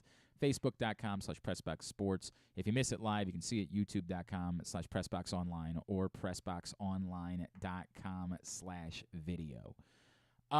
Read through, there was an ESPN story this morning about, it was lengthy, about the John Gruden, Dan Snyder, like, I don't really know where this came from and why ESPN felt the need to do this, but it was a hell of a read diving into essentially who's responsible for leaking John Gruden's emails. And I read it, and I was like, wow, this is great reporting. And I found myself the entire time saying, who cares? Why does this matter? And what it comes off accidentally as is an opportunity for John Gruden to again pretend like he is the aggrieved party in all of this. John Gruden truly believes as though he's the guy that is the victim. It's wild. It's incredibly wild. Why did the NFL, why did someone leak John Gruden's emails? Well, there's about 8 different theories that are floated around in this story. That Dan Snyder is trying to deflect from, what a monster he was. So he was trying to just wag the dog. That Roger Goodell doesn't like John Gruden because John Gruden took a shot at officials during a Monday Night Football game all those years ago, and he had a vendetta against him. That DeMaurice Smith was about to be voted out as head of the NFLPA, and so he wanted a distraction technique, and John Gruden's emails provided that. It's all in there. And nobody's got a correct answer to it. Nobody's got, here's what the answer is. It's just all theories. And they're all interesting enough to some extent, and the read is fascinating. It's great reporting by Don Van Natta and Seth Wickersham. But at the end of the day, if Dan Snyder is going to be out as owner of the Commanders, there's ultimately still the same thing that you come back to, which is, why does this matter? John Gruden was fired because or left the team because he deserved to be. Because someone that so flippantly used the types of language that John Gruden used didn't deserve to be an NFL head coach. That's the answer. I can solve this for you. You don't have to pay me as much as these guys probably got paid to write this story. The answer to why John Gruden is no longer coaching in the NFL is because of John Gruden. It's not because someone leaked his emails. It's because he clearly had an issue with language, with things that he thought were appropriate to say. So this story, as well-written as it is, as well-sourced as it is, all of that, still comes back to the same thing. That if John Gruden thinks he's the aggrieved party, that if he thinks he's the victim, he's wrong. He's not a victim. He did this to himself. Now, if the point is that there are other emails that we still haven't learned about and other things that other people said, and that was sort of loosely suggested, then, there's some people that are probably sweating whether they're about to lose their jobs too. And probably should. Here's a promise. You're never going to dig up me using that word in an email. You're not going to dig up me using that word. John Gruden did. That's on him. It's not somebody else's fault that his emails became public. He said what he said. Drew Forrester has wandered in, I'm sure, to improve the program today. What's going on with you? Have we cut Batista yet? That's the material you prepared for today? You trying to get me to care about something that happened in the All-Star game? Okay. Especially for those it's embarrassing that you're talking about it. Especially for those of us who had the American League. Oh, my God. I've heard some depraved things that you've bet on over the years. Betting on the All-Star game would be the lowest of the low. King Felix. Man, I just said this. Why don't you get some people out? Yeah, I want to be. What did Gruden? By the way, what did Gruden Was it the word I'm thinking it was? What was the word? Yeah, there was that word. 100%. That In an word was email? used. Yes. He wrote the. You don't remember that? I don't really, but I don't follow it anymore. You don't. Yeah, sports. No. Right. It's I don't not follow really. it. Who are these guys? Who are you? Yeah, and Who's that's this guy? Carson. He's been around for a long Yeah, I time. remember Carson. Yeah, How you doing, right. Carson? You get what else? Doing well, Drew. What else? Nice to What see you. else you got? What else? Are got? you the guy that goes to Loyola? Yeah, I went to Loyola. Oh, you went there. Okay, you're. All right, you're scarred. By the way, I want to make sure it's. Could say the same about you. Hey, you better watch yourself there. How's the Turkey Bowl going? Hey, you watched it, man. We had this discussion last time. You doing? watched it. What are we doing over here? So They did win 1 out of 10. There's nothing. I mean, Thank you. What are you hot and bothered about? What do you have? What going am I on? Hot Pepsi, warm Pepsi. Remember Is that what it is? Kid in the front. Remember Joaquin Phoenix said, "What do you got? What do you gas him up on?" I do remember that. I do remember that. Warm Pepsi. Yep. Get in the front rows. What do you care about these days? What's going on in your life? Not much. Yeah. Okay. I gotta go. Get All right. Lucy. Well, thanks for stopping by. I gotta go get Lucy at volleyball camp. Like, I mean, Was my she kids good? Yeah, she's okay. Are you going to be able to avoid having to pay for college? Well, that maybe. Okay. Yeah, I don't know. I mean, that's important. If she's good enough. I'm worried about buying Ethan a car. I can't even believe I'm saying that. Why are you buying him a car? He's old enough to drive. Well, can't he go get a job? He's like 30. He does have a job, actually. Where's he working? What's he He's doing? working at the church. He's doing some work. He's getting ready to be a caddy. Which is actual work. That is actual work. And I don't think 100%. he knows that yet. Oh. I mean, he caddies, and then he's like, and I said, you got to carry 2 bags. He's like, I got to carry 2 bags. I'm like, well, if you want to make double the money. Right. Yeah. Right. Yes. Yeah, correct. I mean, can make significantly lesser money. How much of the All-Star game did you watch? None. I mean, like, I was on in the background for like a minute, but I didn't watch one pitch. Yeah, why would you watch? What is there to watch? You just bet on it, and then you check the score That's later. the part that's really concerning to me. Is that you bet on it, you check the score later. I can't fathom. And I said, and here's the funniest part. I wrote this yesterday. That you, way before your life, way before you, when you were Gleam and Tom and Nancy's Eye, you have no idea how much. By the way, my dad's name actually is Tom, which is the funny part. I know that. Yeah, I thought your mom. What's your definitely mom's not name? Nancy. Karen. Oh, Karen. That's. But you're not allowed to say that anymore. Yeah, right. I was going to say you got to change your name now if you're Karen. Yeah. What a Karen. She is. Right. The All-Star game in your dad's lifetime, he probably would tell you this. Like the All-Star game used to be the event. moment Correct. of the summer. Correct. 100%. It was still was that the way. only We were time talking about the Milwaukee All-Star game the other day on the show. We were the Barry Bonds getting robbed by Torrey Hunter, the game ending in a tie, and that was the last one. That was the but final those all All-Star happened game. when there was interleague play. You were still seeing that there was a time when Yes, it was the only way to see that. I understand Tony that. Perez I understand play, that. Right? Or Cesar Geronimo play, or Steve Garvey. You didn't see. But that was still even in my life. Like you're pretending it was in 50 years ago. That still existed 30 years ago. Well, that still existed. Interleague play started in 96, 96, 94? Somewhere in that range. But the Orioles going up against Cal Ripken going against Greg Maddux in San Diego mattered. Like that was a big deal. The All-Star game used to be one of the biggest moments of the summer, and now no one watches it because we don't need to watch it. 97. Because we see all the players. There's no reason to watch it. Well, and there's also 80 games on. If you really wanted to watch these players, even that's what I mean. We get to see Juan Soto, and we get to see Freddie Freeman, and we get to see these people. We never used to get to see them. We didn't always get to see the Orioles games at a certain time because they were on premium television. Right. Like unless you were, hoity-toity. Super TV. Correct. That was the way that it worked. TV and home team No, sports. the All-Star game has not been a thing for some I time. mean, Now, again, if that's what you choose to do because you just like baseball and it's the baseball game it's on, I don't. Fine. But pretending like any of it is a real thing or matters or is relevant in any way, or that anyone will remember the name of the guy that hit the game-winning home. 1 week from now, we will get back in this room, and I will ask these guys. Yes, or D's. You're lucky that you remember it the next day. D's? I will. It's not D's. It's Diaz. Yeah, D's what? D's. Yeah, go ahead. What are you? I was waiting for him to fall into it so I could get him. Yeah, he's barely listening. All right. But we'll get together a week from now. I'll say who was the guy that hit the home run in the All-Star game, and they'll sit there. They'll be like, Elias Diaz.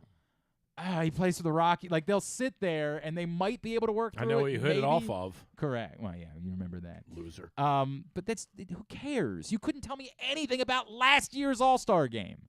Anything at all. You couldn't name one thing about it. Yeah, Stanton hit a home run, like a big if home you run. say so. Oh, Lord. That's all I could tell you, though. If you, by the way, I'm trusting you. I have no idea if that's actually true or not. If you say so, I'll believe you. Stanton went 2 for 4. You remember that? And Manoah, they were telling Manoah a pitch to throw. That's the only two memorable. If you say so. And he was like They should dicing be telling everybody him up. what pitches to throw now. Yeah, well, the guy's terrible. He's not good. There's no doubt about Where was that. the game last year? San Francisco? It was in Los Angeles, Dodger Stadium. Oh, okay. This guy's he's Mr. gonna have All-Star your game job over here there. pretty right? soon. I don't think that's how we define whether or not somebody Well, gets he a knows job. sports. He knows about the All-Star game.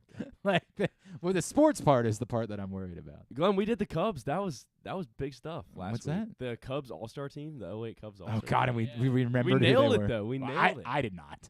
You got. It was like I half did. and The half. two We of us split it did half do and that. half. We wrong did with do you that. people? Yeah, we do need help. You're Let's not talk about wrong. the British about that. Open. We do need help. That's next week. Why would we talk about that? Well, we got a whole Chris, week. Chris Eubanks is trying to take another break, and he's won the second set, and he's trying to take a Against break who, over Medvedev? Yeah, I'm losing my mind.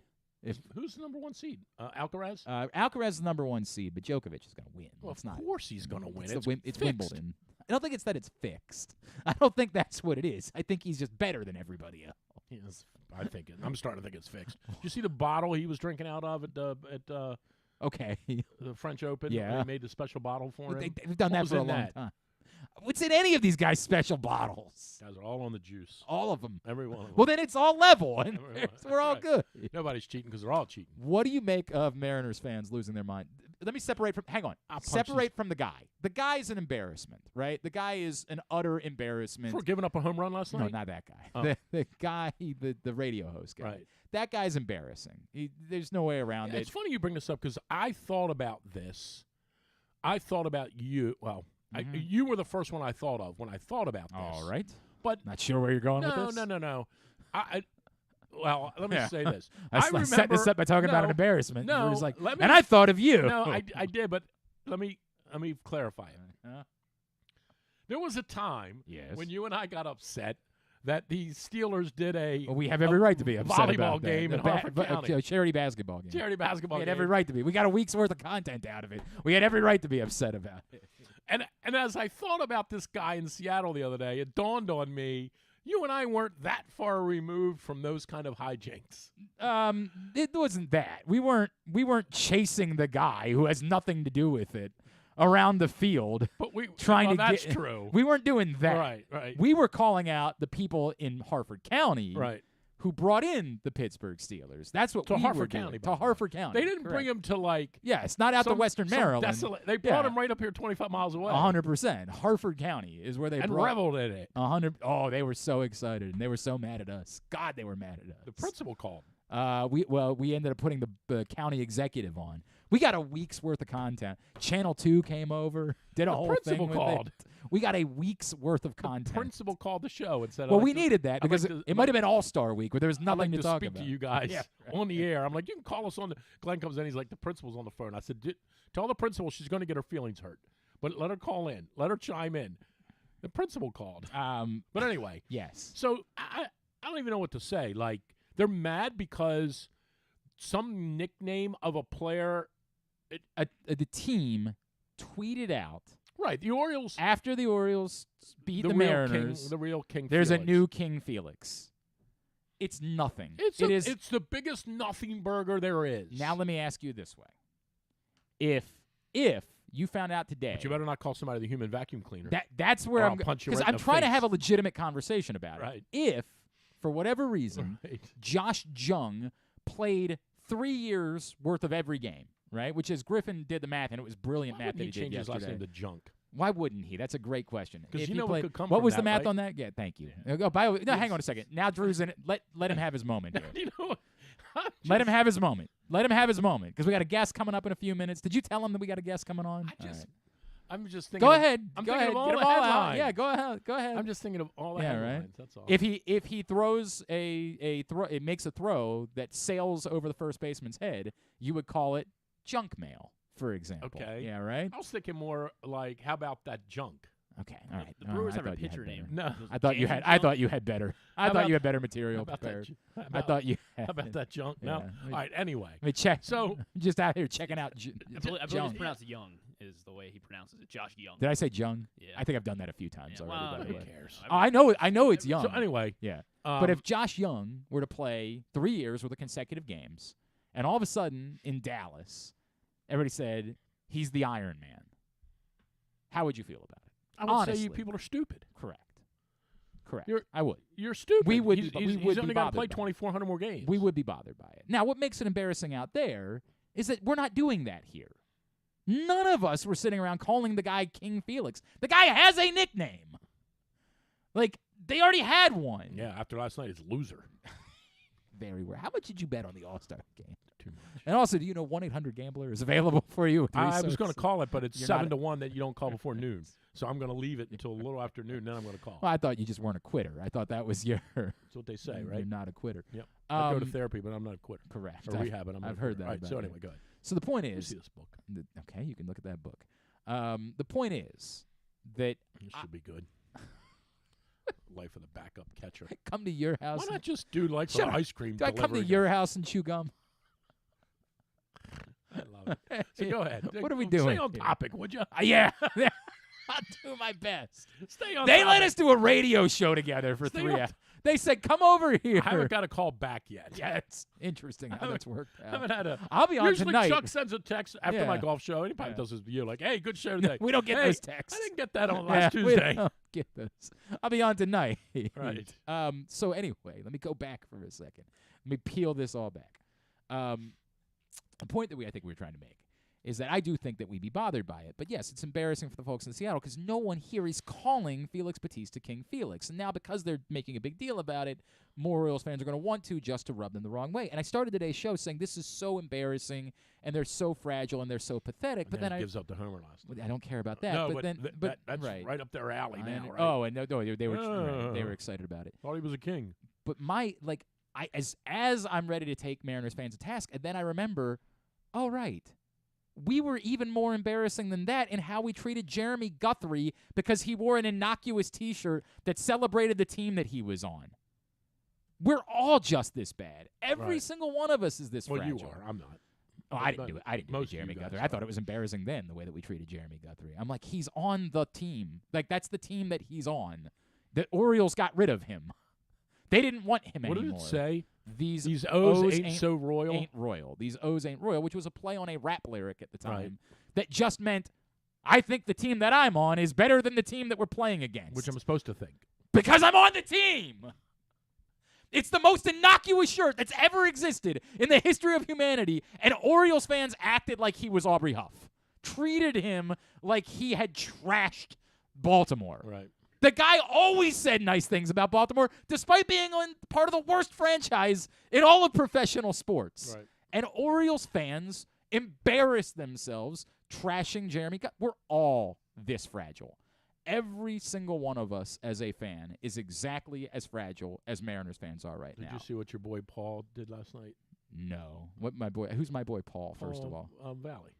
Oh, what did You didn't see what he did? You have it out for Did Paul. you s- no, What you- is it? no, You've no, always no. had it Did you out for see what he poor did Paul. last I night? didn't. What did he? Oh, poor What? Paul. What? When they brought in Bautista in the 8th inning, Paul said, "Don't know why Kenley Jansen's going to get a chance to close this game." Oh, But he washes something about washing Bautista. Jensen washes Bautista's jockstrap or something, and within 30 seconds, the dude hit the home run. I don't care. And then Paul just first of got, Paul had to turn off Twitter. I don't care about Kenley Jansen. I don't care about that. I also don't care about what Paul said. Hold about on. it. You're so worked up about it. It was so funny. You're No, just it's just- you're just as bad as the rest of us. Poor Paul. Like you're just Hold on. as bad. Here's what Paul said. Yeah, you're so worked up about Poor it. Paul. Ever since you canned He's him, about to have a kid. I know they're having a little yeah, girl, right? He's got a good life. I'm happy. No, he's Paul got a good Valley, life, of course, right. the host of the Bat Around. Kenley Jansen. I can't read. Kenley Jansen hand washes Felix that's new. Bautista's jockstrap. This is stupid. Dusty Baker has told Kenley Jansen he has the 9th inning tonight, and so before the game, Paul writes, Ken Lee Jansen hand washes Felix Bautista's shot. This is stupid. And then here come the tweets. All right. To be fair, Update. It's dumb. Somebody wrote update. Yeah. Question mark. To be fair, it's Update. a dumb thing to care about. It's anybody who cared about that yesterday. It's incredibly stupid to care about. Right. It couldn't be dumber. This did not age well. To be worked up about. Right. Who gives a rat's ass? Well, unless you bet on it. What? Unless you bet on it, right? And then you're worked up about it. Right. The guy obviously. Yeah, who cares? Moron. Worry about your team that made the playoffs last year and they stink this year. Correct. Well, we're going to the World Series. Correct. Right. And has not been any good of late. Has not been any good at Well, once all. you get Rutschman in a couple of years, you guys will be better. Yeah, that's what we're doing. You think they're gonna? I mean, come on, they're not gonna be the ones. You would assume that's where he's going, right? Why do you have one of the top catching prospects, the Mariners? Did you hear that, Drew? This Australian kid. No. You don't know that. I don't know that. You don't know that. I don't know who their current catcher so is. I didn't read your whole thing today. Okay. Other than the part where you called him Fitzpatrick, so you might want to fix that. Who?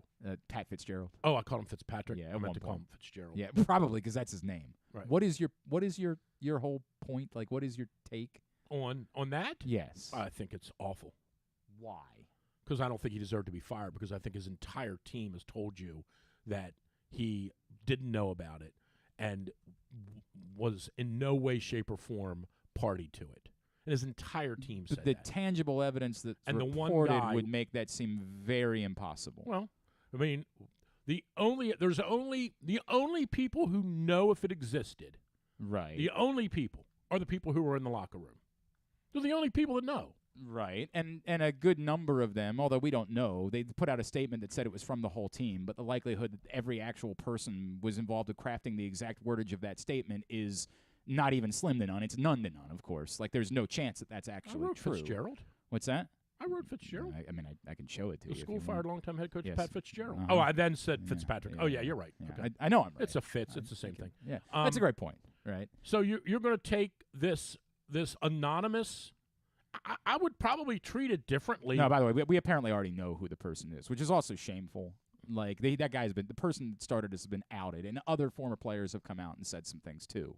This is no longer a one-person thing. There's also been tangible evidence that's been given to multiple reporters showing pictures describing these things that were going on. But showing. Do you know that he knew about that? Do you I know that he knew about I know that that? it's one of two things. Either he knew about it or he had no control of his program. There's enough tangible evidence. There's a huge difference between those two. There is a huge difference. Did he know it was going on? Right. And what I'm saying is I don't know that, but Okay. I know that if he didn't, it's because he didn't have control of his program, which is a fireable offense. I just don't know that I agree with that. Like, this is the way it goes. I don't know that I If you agree want to that separate if- yourself and say, these guys are going to run the program, I'm going to worry about these things, and these guys, then you're going to end up having to be accountable for whatever those people do. That's the way that it works. Okay, but you're also presupposed. Look, there are things that go on. And I would dread that anything goes on in my golf program that I don't know about. That said, I am around those kids on my golf team far, far less than Fitzgerald's around those kids on his football team. He owns those kids. They go to school part of the time and play football most of the time. I would dread finding out something about my kids and having you or anyone say, because you didn't know, that shows you don't have control over them. I think you're really grasping at straws when you say, if you didn't know, then you don't have control of the program. That's patently false. I think it's a completely separate thing. If you found out something was happening at a frat party, if it was happening away from the football program, that's a completely different conversation. No, but it's for you to pigeonhole it into if he didn't know that it was going on, then he didn't have control of his program. I think that's a real stretch. This is pervasive, man. But that's a real stretch. The idea, you and say the that. question is, did he know? Again, to me, Well, there was like the one thing where they said he might have been on the sideline, like doing because Well, they would call it running, the and they said word like, is he was that doing he the running absolutely, sign, and then yes, did the if sign. he knew about it, then it's a real Yes, problem. correct. It's a code red if he knew about it.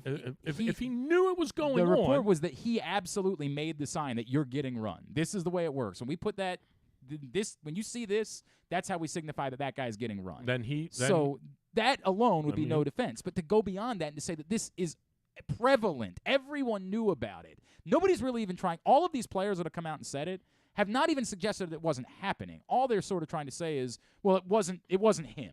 He wasn't responsible for it. Or they're attempting to do what so many people do, which is, well, we don't think this is a big deal. You didn't understand this is just part of being on a football team, which 30 years ago, 30 years ago still, was a viable excuse for things. Like 30 years ago, you could get away with, well, this is just the way that it works being on a football team. This is just the things that we do. Until Right. people stepped in and said, no, we don't do that anymore. You don't get to justify these actions are not, you can't justify them but we're on a football team. It doesn't work that way any longer. And unfortunately, that's what's happened to football. That's why it's soft. Right, that's a great point. That's exactly why it's soft. Right. That's what we learned in the DJ Durkin situation. Like Sure. he and that's the more insane part is that all of the DJ Durkin stuff came out and that every coach around the country wouldn't immediately step in and say, I need to know everything, every detail of anything like this that we do. Anything that's similar to this that might be going on here, because this ain't going to happen to me next. I'm not going to be the next guy that gets put up on this thing. Back to, it's very simple. Did he know that this specific, lack of a better word here, exercise was prevalent in his program? Very simple. Yes or no? Did he know? If he knew this was ongoing, or he knew that this was part of the ritual, if you will, that he deserved to be fired. If he didn't know it was going on, I don't know how you hold him accountable for that specific incident. You hold him accountable by saying, how could you possibly not know?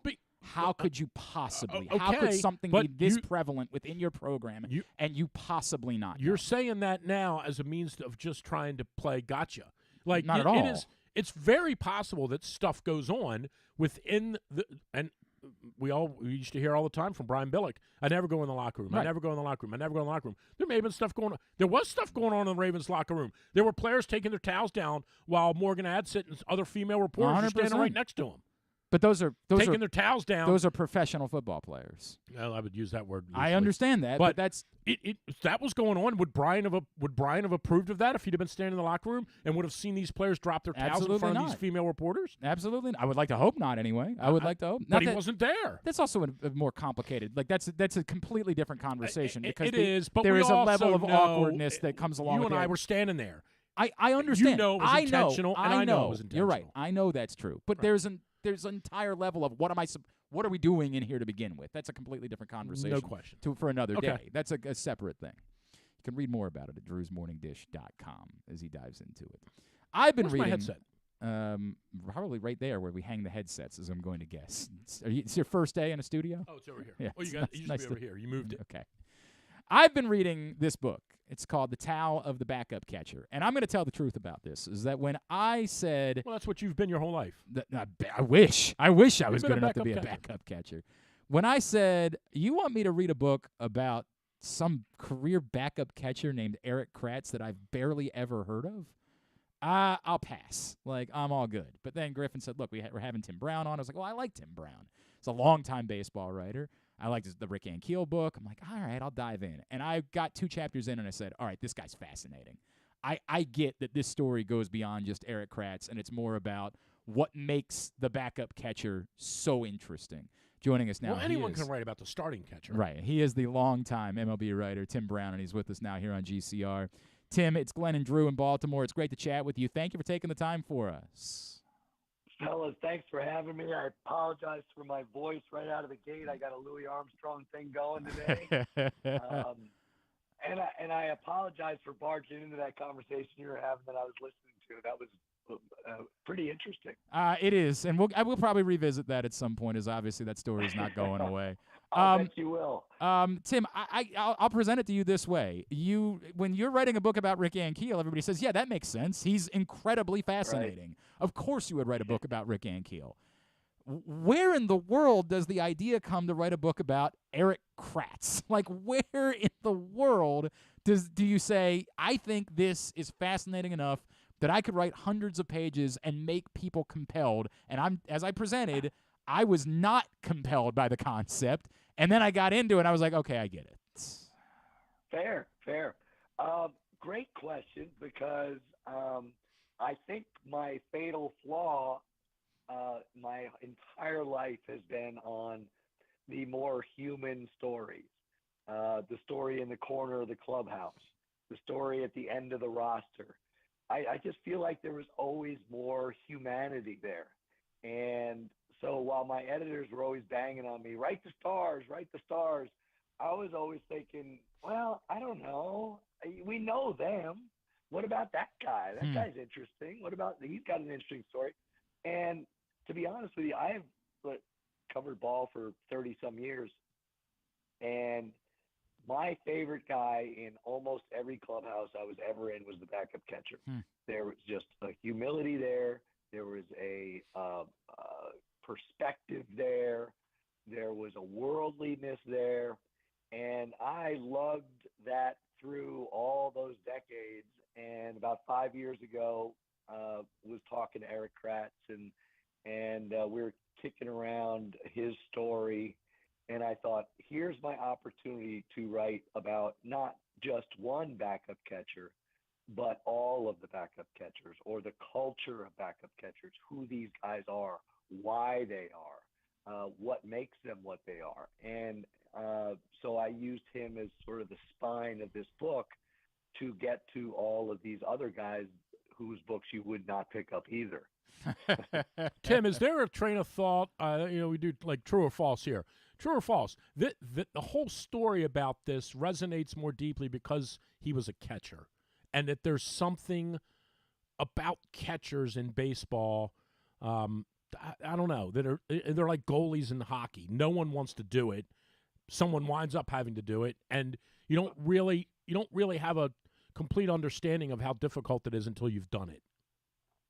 Right. Well, I would say true, because really it's the only position that has a quote unquote backup, right? I mean, everyone else is like a backup infielder or a corner outfielder or a number 2 pitcher or whatever. But this is the only guy who's assigned to one other guy. And I think what begins to happen is because they don't play very often, they start to become this other type of person, this other type of teammate, this other type of organizational guy who begins to provide these values beyond what happens in 3 hours of the game. They become a guy who starts to win games in the 21 hours around those games. And because they are so connected with the pitchers, 10, 11, 12, 13 guys, because they're the guys catching the bullpen sessions. They're the guys sitting in the bullpen during the game occasionally. They're the guys who are preparing for 4 days for one guy's start, right? Because he's not catching until Sunday morning. And so he and that pitcher are connected on Wednesday, Thursday, Friday, Saturday. And so they become something, I think, pretty unique in sports. I'm looking forward, by the way, the follow-up about Robbie Hammock at some point. I do look forward to that book coming out. And they still get girls on the road. Yeah, well, I got one in me. Eric's married, of course, No, so but that's I'm just not saying, I understand. The backup catcher He's still part of gets the team. girls on the road. The right. Tao of the Backup Catcher is the book. Tim Brown is with us here on GCR. Tim, in diving further into that, and it's funny because I bring up Robbie Hammock. I covered the 07 Diamondbacks, and I had a very special relationship with Robbie Hammock. Like, he was the guy that I would go to in the clubhouse and say, tell me about this person, tell me about this person. And I would get fascinating information. And the idea of the backup catcher also serving as like team therapist, which you get into in the book, is really you have to take on so many other roles in that world. And I bring it back into context because the Orioles spent some money this offseason on James McCann, and everybody's like, James McCann can't hit a lick. Like, why would you spend any money on you? We need you to go get real baseball players. And I think that this sort of sheds some light on why it was so important to the Orioles to say, we've got young pitchers. We actually need to prioritize who our backup catcher is. Yes, I think that's well said. I think that if you talk to a guy I talked to a lot over the course of writing this book was Theo Epstein. And I was really interested in him because he, of course, was the guy who was charting down in San Diego working for Kevin Towers on cocktail napkins, working out equations as a young man to figure out who the best at the time 25 men would be. And then, totaling up the numbers. And this is analytically speaking, in an analytical model, this is how you're going to win more games. And he carried that with him to Boston. And at the time, the backup catcher was included in that analytical model. But as he went along, he realized that he was going to have to go to 24-1, which would now be 25-1 with 26-man rosters, that this one guy existed outside of that model, because you cannot quantify the type of, whatever you want to call him, gel guy, team guy, whatever, lead from behind guy, the guy like Mike Redmond who would take naked batting practice and cut everybody up, and now everybody's loose and they win a few ball games. But they had to be grown-ups.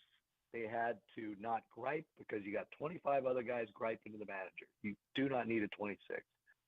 They need to be, like you said, the father figure, big brother, therapist, priest, drinking buddy. They need to be that guy. And so he exists somewhere other than in this big circle of players who you attach whatever your happy little statistic is. So, I'll just chase one more thing into that. Leads to a really interesting conversation about whether these guys are born or bred, right? Do you take the guy and turn him into this backup catcher, or do you take this backup catcher who's a failed number one catcher? They're all failed number one catchers, and turn him into this guy. So it's difficult. Well, it's funny. I just was leafing through the book, and I get to page 232, and just out of nowhere, it's kind of reminiscent of a scene from Bull Durham. You wrote, in the 2015 calendar year alone, Eric was a Kansas City Royal, Boston Red Sox, Seattle Mariner, Philadelphia Philly, San Diego Padre, Lehigh Valley, Iron Pig, Omaha Storm Chaser, and Tacoma Rainier. And the interesting thing is, in every one of those stops, I assume at some point, much like Crash Davis, he probably went into the manager and said, dude, I'm not doing this anymore. I've had enough. I quit. He closed the door and he went back out and he thought, man, if I just get 4 hits in my next 8 at-bats, I'm right back where I need to be. And he goes back in and says, hey, what time's practice tomorrow, right? And all of these guys, it's so funny you said they're all failed catchers. It's like the backup quarterback. They were always, at some point, they were the big man on campus who couldn't cut it. They all have the same concept, and that is, I can do it. Even if I haven't done it yet, I know I can hit 300. At some point, it might be in Omaha, but at some point, I'm going to hit 300 and I'm going to find it. They all think they can find it. Yeah. And this is not just backup catchers, but that's who I wrote about. We're all on this journey, and you get to decide who you're going to be on this journey, right? Who you're going to be today. And I certainly am not suggesting that all of these backup catchers are completely happy being backup catchers. Sure. Many of them still have these dreams. Hey, at some point, in AA or AAA or something, someone decided that they were not going to hit well enough to be a number one catcher or to be a big league catcher at all. And that decision led to fewer at-bats, fewer innings played, all the stuff that now feeds into the fact that you can no longer hit because you're getting 6 at-bats a week or 4 at-bats a week. And nobody can hit well doing that, particularly in the big league. So, yes, there is a thing about being where your feet are, right? And being the very best person you can be in that role today. But that doesn't mean you're still not thinking, damn, if I could get 450 bats 1 year, right, I would be great. I would be an all-star. I'd make some money, and that's not insignificant, particularly a guy like Eric Kratz, who made very little money for a very long time and ate a lot of Eggo waffles and had a wife and 3 kids and worked jobs in the off season, mowing fairways and laying bricks and all that stuff, just so he could have a shot at something like that. Tim Brown, before I let you go, I know you're not doing like the day-to-day coverage, and we missed that, but I just wonder from afar what you've thought of how things have turned here in Baltimore and the direction of the Orioles, who appear to be on the cusp of like seriously appear to be. We're going to the World Series. Well, all right, let's maybe ease up on all that, but it seems like they're in that direction at this point. You know what? Because I'm not sort of engaged with the day-to-day much anymore, you know, and I know who's there, and sort of appreciate the types of players who are there. What I think of now is a town like Baltimore and a baseball town. I remember going in when those teams were good, when the Yankees were good and the Orioles were good, how fun that was and what that ballpark felt like. And you know, someone in one of my earlier interviews yesterday was asked a similar question about the Reds, and I answered similarly in that town deserves good baseball. They have waited long enough. They have been through all that crappy stuff, and you know, you get tired of owners who use these rebuilds not as strategies but as alibis, and it just gets tired. And so I feel for the fans. And now finally, when I look and, you know, see the Orioles where they are and everything, my very first thought goes to those folks sitting in Camden Yards and actually being proud of the thing that they're paying money to watch every day. It is a heck of a time to be in Baltimore. There's no question about that. I can't believe we're saying it. At by Tim Brown on Twitter is how you follow him. We're also going to link up the book, The Tao, the Backup Catcher, on our Twitter account at Glenn Clark Radio. Appreciate that. Tim, legitimately, hey, Tim, if you ever want to do the Tao of the backup radio host, Glenn and I have a lot of good stories. Yeah, very similar stories, no doubt about it. Tim, really appreciate you, man. After I get done with the Tao of the backup beat guy, right. That would be the memoir. That would be the memoir. You got it. Thanks for doing this, man. Really appreciate it. All right, fellas. Take care, man. Tim Brown, longtime baseball writer. Probably one of the more interesting concepts, elements of sports. Uh-huh. And I have to tell you, man, it's really hits with me because I go through this. You know, golf is the one.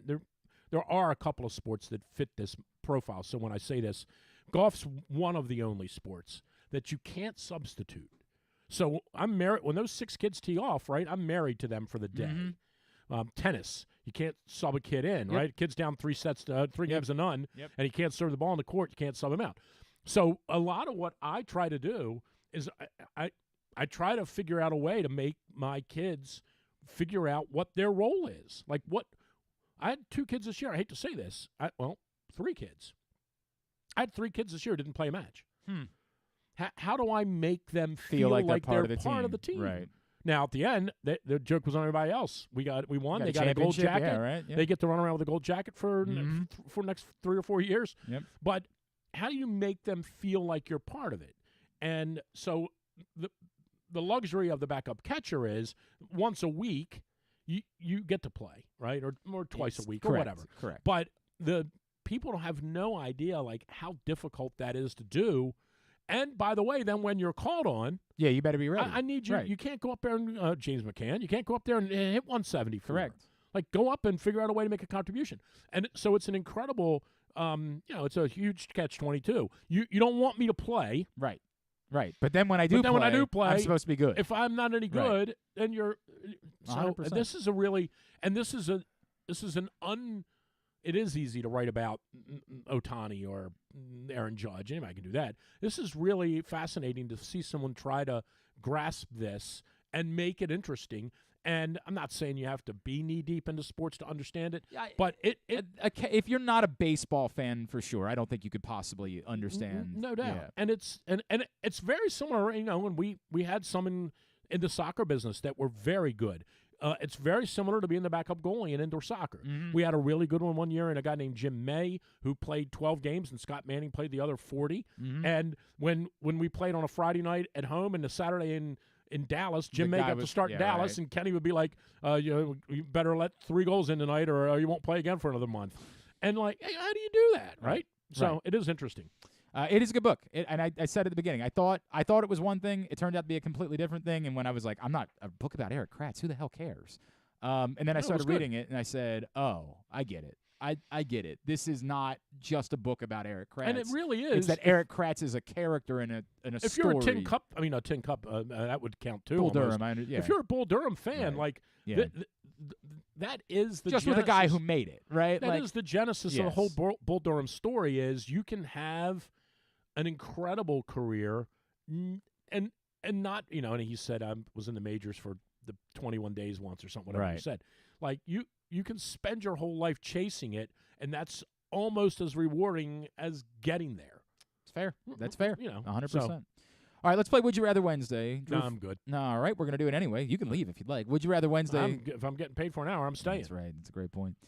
You can pick up a T-shirt of your choosing from birdlandsports.com. If you are selected as the winner, all you got to do is participate, respond. Even if you have a dumb Would You Rather Wednesday response, even if it's not a good one, Griffin, for whatever reason, because he's benevolent, throws you in the hopper. How come the Lamar thing's at 97? We think he's not coming now? Yeah, we're not 100% sure about it. We might be revisiting the Lamar meter in season. That's a tease. Oh, we might well, be that's revisiting December it. for sure. Well, no, not about him he's not- leaving. Not about that. Well, he's not playing in December, right? This is a bit you're going to do? This is who you're going to be? You'll see. Okay. I'll see. I'll see. This one was the first one for Would You Rather Wednesday this week. All right. I'll give it actually I'll to answer it. Griffin first. I'm going to give it to Well, Griffin I'll first. answer it. No, I think this is good. Would you rather listen to Drew Forrester drone on about golf or hear your roommate clearly describing their bowel movements? That was, You better watch what answer you give here. that was from our friend. Yeah, I like. Who's I that like, from? I like It Drew. was from our friend. Proctor? Yeah, it was from Proctor. Proctor? He's out of jail? Proctor. They got the internet in jail? I didn't even know that. Proctor got that one. All right, go ahead. All right. Would you rather number one? Would you rather the Orioles are going to need a 13th pitcher? Would you rather they DFA Mateo, cut ties with Frazier, or send Mountcastle back down to Norfolk? All right. So here's the deal, and I wrote about this earlier this week. There are some moving parts to this, right? Are they keeping Cowser and Westberg up for the rest of the year? I don't think. Here's what I would say: if there was, I do think that matters. If there was ever a thought that they weren't, then they should have never brought them up to begin with. But that's neither here nor once there. Once they're here, you don't do that. Okay, so You don't do think that. they're staying up for the rest of the year? You can't do that.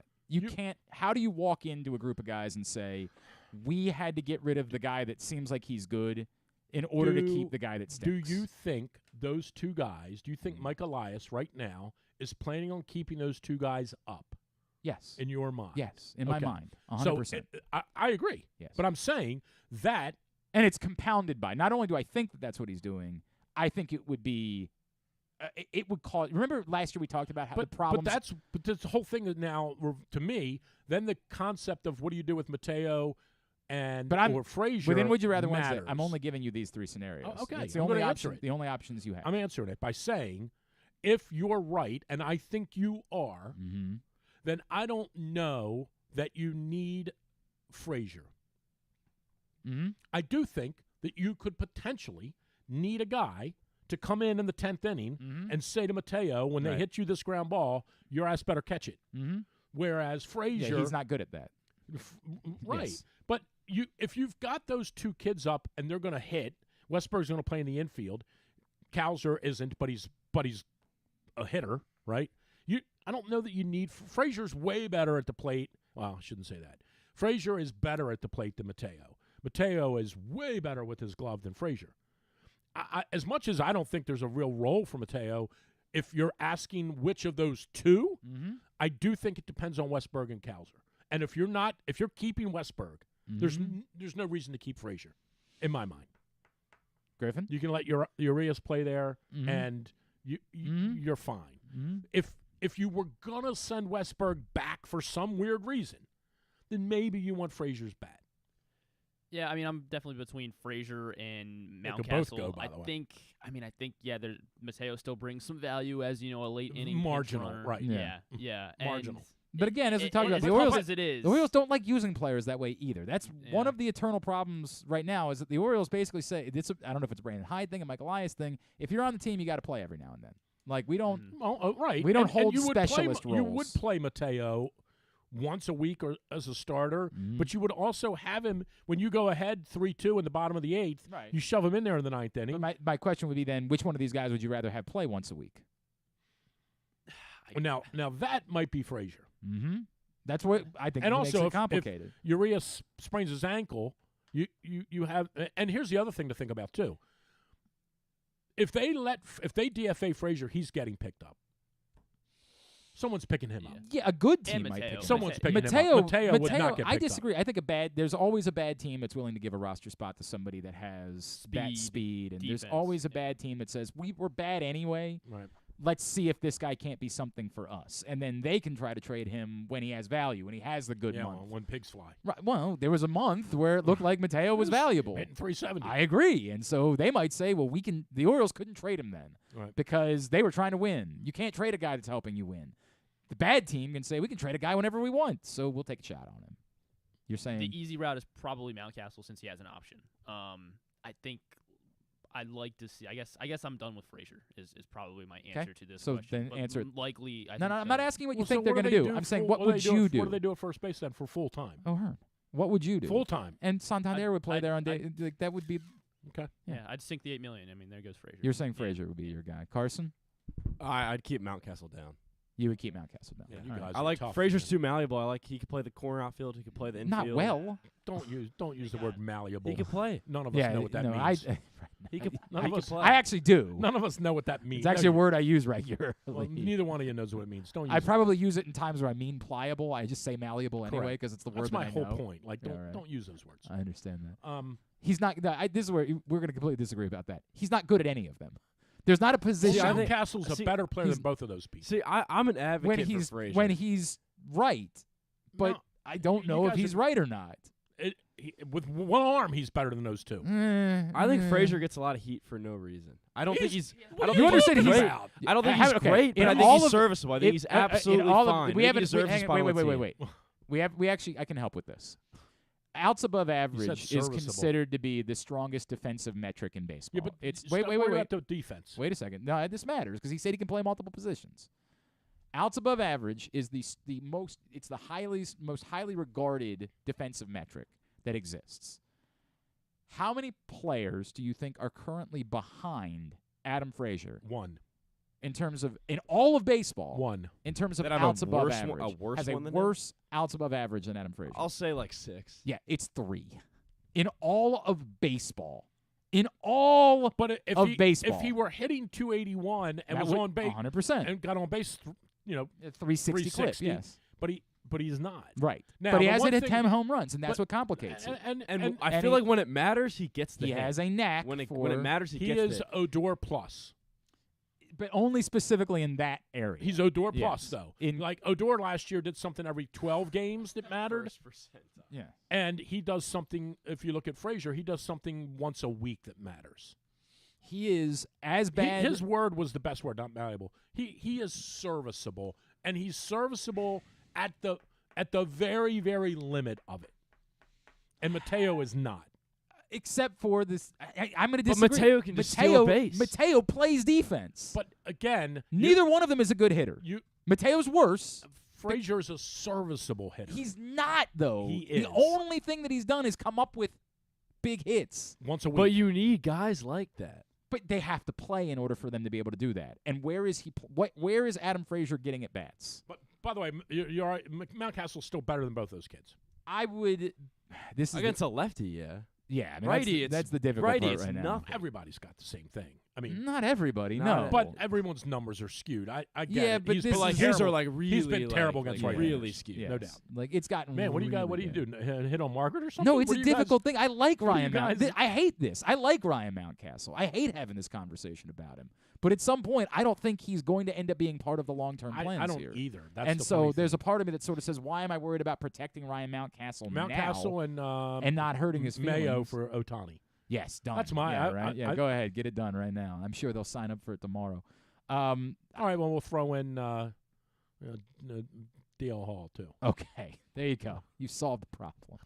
You'll get the job done. By the way, I am probably just going to say Mateo because I don't trust that the Orioles won't continue to stick him out there. And I think there's he more can't hit a lick. A lick called right, and said, laughed at yes, him. correct. And I think there's more of a chance, to the point that Drew made. It's not impossible that he could slip through. I don't think that he will. I think he would slip through. I think someone would take a chance on him, but I think also within a week they He's would say, hitting what are we doing here? And they would make him available But again. like the A's or a team like Yes. the Royals, I don't think so. someone would stick him. I don't think so. We'll see, but that would be my answer. All right, number 2. Staying with kind of an Orioles theme today. The Orioles Get make rid of the jerseys, yes. There you go. They make one real move at the deadline, sending Connor Norby and change to rent Tiger starter Eduardo Rodriguez, or the same package to rent high-leverage reliever Josh Hader. He went to Old Mill, so he's out. Ah, that's right. I always forget about them. I mean, you might as well go to Loyola in that case. So then make it more generic. Decent starter, high-leverage reliever. Is Rodriguez a free agent? That was 4 He's years got an ago. He's got an opt-out. Man, it doesn't seem like that. It's Mike Marcus Stroman. Um, if they've got an opt-out, they are almost. Well, I like and him because he's left-handed, first of all. I do think we need a lefty. I don't mind. Who was the guy you were getting rid of?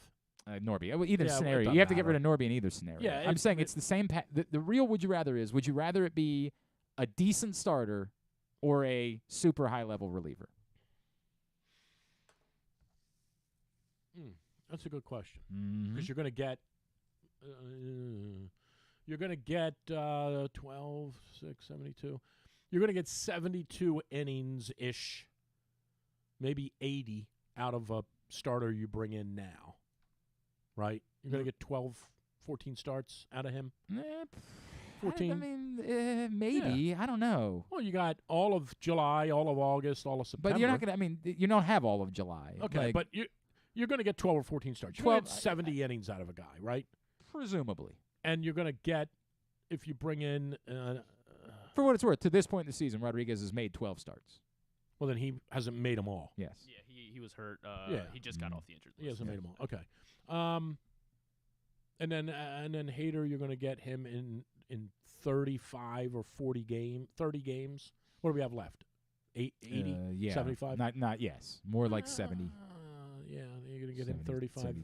I can do the math. I know, right? No, you're going to get 35. You're going to innings don't even matter with those guys. It's how many appearances. I don't know. I probably would take the relief pitcher. This has been I'd really probably take the relief. Given that name, right? Not and I wouldn't mind seeing them get Rodriguez because I do think they need a lefty. I just don't know that if it was between those two, even though he went to Old Mill, I would take Hader. Now, if it was an upgrade over, if it was a different pitcher, then No, let's be fair. The way Rodriguez has pitched this season is not just decent. I mean, his numbers this year have been spectacular. But are you certain that's who he is? And that's exactly because he's playing the Royals and the White Sox. You know, the Twins. I mean, the Twins are all right, but you know, well, no, the Twins' offense is dreadful. Terrible. It might be worse than my God. It's unthinkably bad. You know, if there was a way to get Cease from the White Sox, yes, then I. But now you're having then the flip I side. might change my mind. They said yesterday that he's untouchable. I'm just saying, right? Someone of that. No, ilk. but we've talked about Cease a lot. Cease, who hasn't pitched quite as well this season, but who has a track record of being a high-level pitcher, and you get 3 years of control over. If I so got of course, someone like that, of course you want to make that move, right? But it costs you a ton in order to make a move like that. You can't do Connor Norby for Dylan Cease. That's not possible. No, 100%. The only way you can do this is by taking Mateo and Frazier. Sure, throw them all in, right? Yeah, Mount Castle, in too. fact, send them out there. Remember, we used to do that with Chris 100%. Davis. Put them on the plane. They get off the plane, and they're like, "There's four of you." Yeah, I didn't think we asked for that. It's okay. We're coming anyway. Yeah, we're just throwing them in anyway. Enjoy. Take a chance on them. But Hader would definitely help. There's no question about that. I mean, anytime you get someone that can, these particularly in September and October, like these games all change on one at bat. You're pulling starters out. When it was brought up to me, I don't remember who we had on that brought it up recently that was like, don't forget, when you get to the playoffs, the first time these guys are in trouble, you're going and getting them. Right. Like, you're not letting them work through trouble.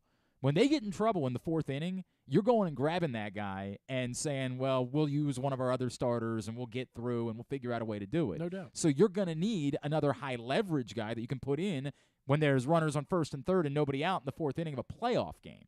You're going to be doing that. I'll take Hader, even though, again, he went to Old Mill. Yeah, you don't care which for is that. a negative. I got to go pick Lucy up from volleyball. All right, quickly, number 3. Would you rather Have you Lucy heard about, drive herself around, or have me go pick her up? She's approaching there. Baseball Genie offers you a guarantee the Orioles will win the AL East if your dinner every night for the rest of the season is, and this is a real thing that they're doing at Burger King Thailand, a, quote, real cheeseburger. 20 slices of American cheese and nothing else. This is an actual thing that exists and you can get at Burger King Thailand now. What's wrong with those people? And if you make this your dinner every night for the rest of the season, you can get a guarantee that the Orioles win the AL East. When's the next time they poop? I don't think they've done the research on that to make that data available to me. I don't think I can get that at Burger King Savant. I'll take my chances You'll on take the your AL chances. East. All right, very good. Yeah. What do you want to plug? I mean, there's 4 slices of cheese. I might do it. 20. It's just entirely. But I'm not much. eating 20 slices All right, of cheese. all right. What do you want to do? What do you want to say something about? Website, show. Am I here next week? I don't know. I'm Are trying you? to think. Next Wednesday. I'm not sure if I am. All right. I'll be in touch. Well, 2 weeks very from now, busy. I'm not here. Yeah, I'm very busy. Where are you going? I just got a lot going on. Okay. Does it matter? Is it important? No, All I right, mean, fair not enough. really. Fair I mean, enough. to me it is, but not to you. Yeah. Okay. And what about the Drew's Morning Dish? Yeah. Rolling. Having fun. Number one worst decision ever in the history of Baltimore today. Not putting a retractable roof on the football stadium. That's the worst. You think that's the worst? By far. It's the dumbest thing we've ever done in Baltimore. Ever. Okay. Ever. Not putting a roof on the football stadium. Okay. It was a swing and a miss. It's hilarious, the one that you left off the list. Which is what? Hilarious. Which is what? Oh, you know. No, I don't. Oh, you know. Running the guy out of town that won them a Super Bowl. Saying, we'd just be better off not having any wide receivers. Oh, no. I didn't do that because it's a long story. Oh. That wouldn't have fallen under the parameters of what I did. Oh, I forgot. All right, yeah, fair so enough. it's all good. All right, girls. We'll see you. There's Drew Forrester. Drew'sMorningDish.com. Fairways and Greens, Sunday on 105.7 The Fan. 12 o'clock is when they air that show. But listen at 1 because there's a better show on then. All right, number 2 was the trade one. Are you going starting pitcher or are you going high-leverage reliever? I think I lean reliever. Yeah, I mean, I feel like he'll impact more games. I mean, you can give obviously Carson you can just pull this microphone down. Don't sit here because nobody will see you, but just pull that microphone down and you can until we figure out what the hell happened with the other one. Just do that. Yeah. But yeah, I lean. I'll definitely lean a reliever. I want a reliever, whether that's Scott Barlow, Josh Hader, I guess would be great. But there's such a disparity in the back end of our bullpen in that middle relief, and make the back end bigger. I think that would be a very, very wise decision. Carson? No, we need the microphone on now. I'd also take the reliever because I think that you like you said, pulling starters early. Cano, Hader, and Batista. And then you talk about the B bullpen. Now Bauman's technically your B bullpen. I like that a lot. It's the difficult part about this for me is that the point that's been made by a few people about if you go Rodriguez is now you have the ability to just say that Grayson Rodriguez is now part of the bullpen, right? Like you can address you're not having to choose necessarily one or the other. If once you choose one, you're adjusting what you do otherwise. And what further complicates is not knowing the true nature of the potential innings crisis for, say, Tyler Wells, who's been your best starter this season. And it's easy to say, well, like you can mitigate some of that when John Means comes back. We're putting a lot of expectancy that he's just going to be really good right immediately away. And be John Means again. And maybe he will, right? Like it's possible, but you're throwing a lot of eggs in that basket. I'm definitely not confident in that. So I think that it's fine to say John Means is part of the conversation, like he is, but to immediately assume that he's just stepping in and is definitely a number one caliber starter as soon as he returns is a lot. It's a lot to make that assumption. So, as much as I like the idea of Hader, and as much as I think you can argue that there's more value, a point I think Paul Valley brought up, like, you're talking about somebody who's going to pitch 4 to 5 times a week versus someone who's going to pitch once a week, right? Like, I get the arguments. I think the questions that I still have about which Dean Kramer you're going to get for the entirety of the season, I hope that Kyle Gibson got through his rocky period, but again, I'm not anything you do against the Minnesota Twins is not going to answer a question for me. So I still have utter questions about Cole Irvin. I still have utter questions about Kyle Gibson. I still have some questions about Dean Kramer. And like the only guy that I feel confident and I can't believe I'm saying this because there's not really enough of a track record, but Bradish is the guy that I have started to say, of this group, I think it has been like this since the midway point of last season. It's now an entire full season of Kyle Bradish pitching like this guy. There's no reason for me to think he needs to be shut down. There's none of that that's going on here. I'm more confident than I should be in Kyle Bradish. Tyler Wells I'm confident in, but with the innings thing looming significantly when it comes to Tyler Wells. So with there being an innings thing looming for Grayson Rodriguez, I can't know that with confidence that he's definitely part of the solution in the rotation. I think that adding Eduardo Rodriguez allows me to consider other ideas for addressing that bullpen help that I need, namely that Grayson Rodriguez could potentially be that guy.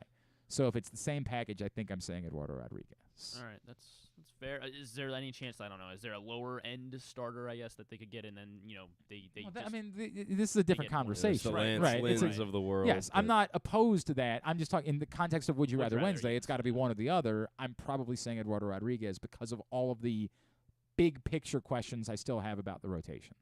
Like, not the way the guys are pitching at the moment. For the most part, the last time through, they all pitched great, right?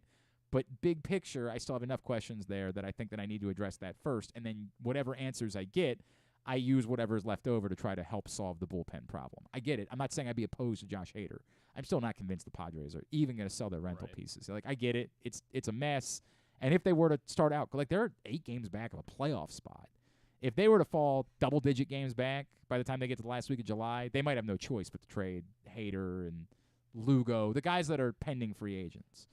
The point that was brought up by somebody, I think Chris brought up, that maybe given Hader's connection to the area, you'd be more inclined to get him to want to come back. Yeah.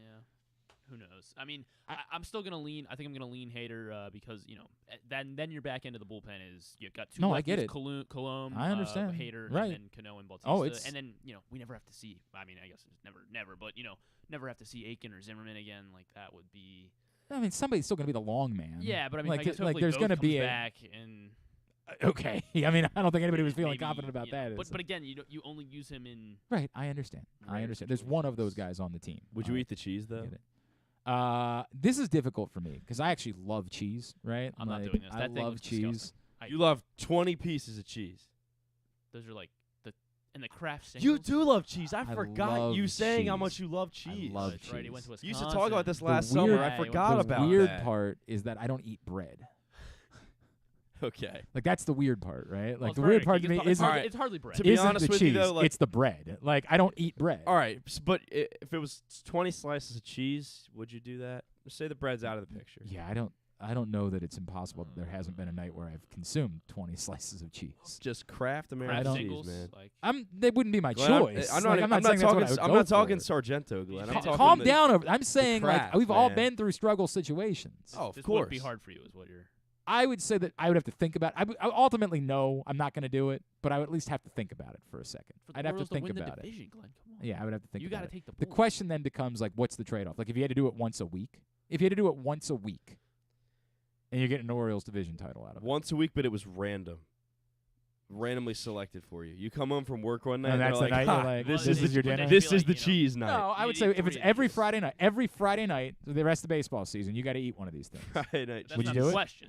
I'm saying because you already said you're not doing it, so now I'm trying to move the meter, right? Like, if you're not doing it, would you do it every Friday night? Can it be like, I don't know, Tuesday night or something? Just what? No, every Friday night you're doing this. It's a yes or a no. That thing looks so gross. I understand. It's a yes or a no. No. Thank you. I'm not doing it either. What if it was for the Orioles? We're catching the Rays anyway. What if it was for the Orioles to win the World Series? Oh, I'd eat it every day for the Orioles to win the World Series. There we go. Jeez, there we go. There we go. All right. And I do enjoy cheese. Continue to get me your responses at Glenn Clark Radio on Twitter. Someone will win a T-shirt of their choice from Birdland Sports, birdlandsports.com. We will come back in. We will get a tidbit and tubular to wind it down. It is Glenn Clark Radio. Hike to new heights. The best view is yours in Washington County. Our iconic scenic overlooks provide some of the most breathtaking vistas in the Mid-Atlantic. Some are very easy walks, some can be driven to, and some are the payoff for a moderate to difficult hike. All are near quaint small towns that offer great dining, shopping, hiking gear, and more. Explore our 5 national parks for iconic vistas and wineries with breathtaking views. Visit our quaint historic towns and make your stay unforgettable. Learn more at visithagerstown.com. Maryland, be open. The Crossover Kid is back. Enjoy a night out at Oriole Park at Camden Yards on Saturday, July 15th, when the Orioles play the Miami Marlins at 7:05. Be one of the first 25,000 fans 15 and over to receive an Orioles soccer jersey presented by Pepsi Zero Sugar. And arrive early for Early Bird Saturdays. Gates open 2 hours prior to the first pitch for happy hour, live music, and more. A variety of ticket options are available. Buy yours now at Orioles.com/tickets. Maryland drivers, did you know you can save up to 77% on tolls with an Easy Pass Maryland discount plan? That's right, 77%. It's never been easier. Pick the plan that's right for you at driveezmd.com. We'll keep you moving. It's a Maryland thing you wouldn't understand. Where the waves meet the shore, you will find Dorchester County. Hi, this is Jimmy Charles. When I think of Maryland, I think Dorchester County on the Eastern Shore, where it's open for making memories. Dorchester County, it's a Maryland thing. For more info, visit www.visitdorchester.org. It's a Maryland thing. Hell yeah. It's a Maryland thing. Hell yeah. The All-America Senior Game powered by New Balance will be back at Johns Hopkins Homewood Field on July 29th. The most decorated girls and boys lacrosse players in the country have been invited to play in what is the premier lacrosse event of the year.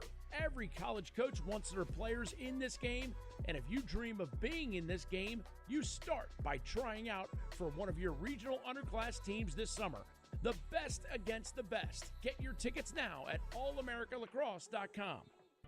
Your summer destination is closer than you think at Live Casino and Hotel Maryland. With an expansive gaming floor and incredible dining options ready for you to explore, your adventure awaits. Dine at the new Coho Korean Barbecue House coming in July or on the patio at the Prime Rib. Enjoy the summertime breeze at Orchid Smoking Patio. Limited time packages starting at $229. What are you waiting for? Book now. At Arundel Mills, must be 21. Please play responsibly. For help, visit mdgamblinghelp.org or call 1-800-GAMBLER.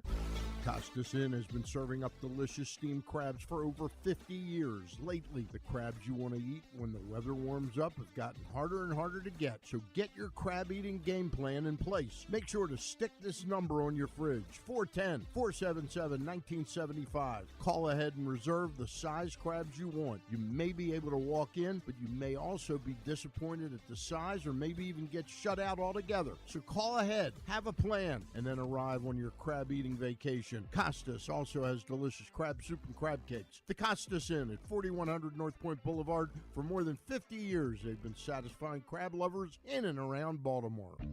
Make the most out of every day in your Toyota RAV4. Available in hybrid or gas-only models. A RAV4 can get you where you want to go in style. Check out buyatoyota.com for deals on new RAV4s from your local Toyota dealer today.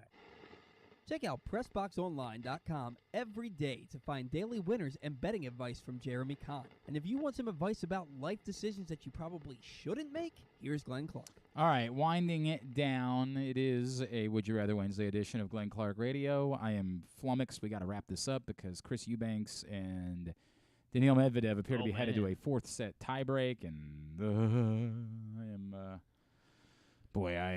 I'm feeling away right now. Let's get a tidbit. Tidbit is brought to you today by PressBoxOnline.com/offers. PressBoxOnline.com/offers. You can go there and get $150 in bonus bets from DraftKings after you place your first $5 bet. See that and other great sportsbook offers right now, again, at PressBoxOnline.com/offers. We'll go with that's you. So the National League. Yeah, All sorry. right. The National League won their first All-Star game since 2012. Sure. Exciting. Yeah, great for the National If you League. say so. Elias Diaz is the first Rockies player to win the All-Star game MVP. Interesting, yeah? No, it's not, but we'll pretend like it is. First time guys with the same last name homered in the All-Star game. Do you know who Same all All-Star the Orioles are that have been All-Star MVP? Cal Ripken. Yes. Did Brooks win one? Yes. How many won it? Yeah, I think 5, if I remember correctly. Probably should be my question for you, yeah. All right. Yeah. Yeah. Let's go with Frank Robinson. Yes. All right. Yes. All right. Yeah, see, I know. And, no one after 2000, right? What's that? No one Oh, after. Tejada won one. Tejada most Did he certainly really? did Yeah. win All-Star MVP. That is correct. Okay. Jim Palmer do something in an All-Star game? No, Jim Brady Palmer Anderson? did not win one. Brady Anderson did not win one. His fifth one. Eddie Murray. It is not Eddie Murray. We could go with. I should have put it at Cal did, of course, win 2. He won. did. Okay. So, man, who are they? I guess is their jersey retired? No. No, not by the Orioles. Mike Messina. No. He doesn't play in All-Star games. He didn't get put in '93. That's for sure. That's right. Man, what Oriole Ty Wigginton didn't win it. No, Ty Wigginton certainly didn't do it. It was 1998. 1998. Yeah, Brady Anderson's a good guess. It was not Brady Anderson. I Yeah, already I'm informed just you saying, of that. it was a good guess. But it wasn't Brady Surprised Anderson. It's not that. It's not Brady Anderson. Proctor knows. Good for Yeah, John. he knows. He got it right. I'm not giving you that lifeline. Well, he was alive in 1998. That's true. Palmeiro? It's not Palmeiro. Paul Blair. Albert Bell. You're breathing right around it. Not Palmeiro. Albert Bell? Paul Blair definitely was not around in '98. Jesus. Is it Albert Bell wasn't? No, it was not Albert Bell. A Hall of Famer. Not Eric Davis. No, he's not a Hall of Famer. Not a Hall of Famer, but that's you're sniffing around. You have the era. You've named guys on that team: Palmeiro, Davis, and Alomar. Roberto Alomar was MVP of the 1998 All-Star Game. Go ahead. Good job, Carson. Jamison Tyone over the weekend, I believe it was Friday, he was the first pitcher with at least 8 innings pitched and won. Proctor says, "Yeah, I was alive and doing stuff with your mom." That would. All right, go ahead. Just go ahead. The timing, yeah. 1 or fewer hits allowed on the road. Jamison Tyone, 1 or fewer hits, 8 innings pitched on the road in Yankee Stadium. He is the first to do that since 2006 when this Orioles pitcher did it. 2006? Yeah, well, this was the last Bedard? time. No, it was Daniel Cabrera. Okay. I Daniel don't remember Cabrera, it. 8 innings and one hit at Yankee Stadium. Only 2 other pitchers have done that since 1990, in 1999 and 2000. For us or anyone? In 99 and 2000, Maddox, No. Glavine. Pedro Martinez. Okay, he was good. Marcelo Colon. Yes. 2000. The 2 greatest pitchers of the era. The men's semifinal in Wimbledon, the first one that set 14-year, 86-day age gap between Joker and Yannick Sinner is the largest age gap for a semifinal in Wimbledon history. That's. I mean, it's a little surprising just because there've been some, some older player. There have been some more older players recently, and in the past, it was younger players. Is that men's or women's? Because there are a lot of female teenagers over the years. Men's semifinal. Yeah, a lot of female teenagers over the years that have found success. Matt Swope tweeted out the Orioles, the Terps obviously had 7 players drafted. I saw that. Tied for the 6th most in all of college baseball. Matt Swope, we shared a text. He was apologetic, but he didn't make it back. He was going to join us, but he didn't make it back in time. He was traveling around to all of the guys. All the guys that got drafted. Yes. Do you want to try to name the 5 schools that had more players drafted than this Maryland? year? Yeah, this year. LSU. Yeah, LSU would be number 1. Wake Forest. 13 players. Wake Forest is number 2. They Florida. had 10 players. Florida did not have more than 7 players drafted. Florida had 6. I mean, it's a little So surprising. Maryland had more than Florida. Goes to prove that Maryland's better. Exactly. Stanford, yes, had the 3rd most. Go ahead, pal. I'll just go ahead. How many do I have left? The 2 more. So when LSU, Wake Forest, Stanford in order, and then there are 2 more tied with 8. No, not 8 guys from. Did you say Tennessee? I haven't said Tennessee. Tennessee. Yet. Tennessee is tied for 4. Tennessee. I'll say Vanderbilt. Just makes sense. Vanderbilt was tied with Maryland, so they were not. Okay, all right. Texas, a lot of Texas guys, right? Not That Texas. Texas was tied so with Florida. the They big had 6. story from yesterday in the draft with the Orioles was the Texas player they selected, Tanner Witt, who they took in the 18th round despite the fact that he was considered like a top 5-round prospect. Right. And so the question is, do they think that they can do enough maneuvering financially to make a run at him? And most people in baseball seem to think, no, there's just no way that he's going to go back to Texas and there's no chance. But, they used the pick. It would be quite the coup for them to land somebody that everybody seems to think it's now a certainty that he's going to go back to Texas. Alabama. Not Alabama. The last school is in Texas. TCU. Not TCU. TCU's tied with Maryland for Texas A&M. Not Texas Tech. Not A&M. Baylor. Not Baylor. Dallas Baptist. Dallas Baptist. DBU. Dallas Baptist University. Is that something I should have It's known? like it's just like a good baseball Yeah, school. that's the only thing All they're right, known for. Mike, okay. If you say so, I'll choose to believe you. Dallas Baptist Baseball. Very good. All right. Tubular is brought to you today by the print issue of Press Box, which is available still for another few weeks at your neighborhood Royal Farms, any of the hundreds of locations around town where you find Press Box. You can read it all at PressBoxOnline.com. It's our tribute to the late, great Tony Siragusa. Incredible cover story from Dave Ginsburg. Go pick it up right now. As always, you can read it at PressBoxOnline.com. Unfortunately, Matty Keys was already eliminated today. 2 quarterfinals going on right now. Daniil Medvedev's got the mini break in the 4th set. Don't like that.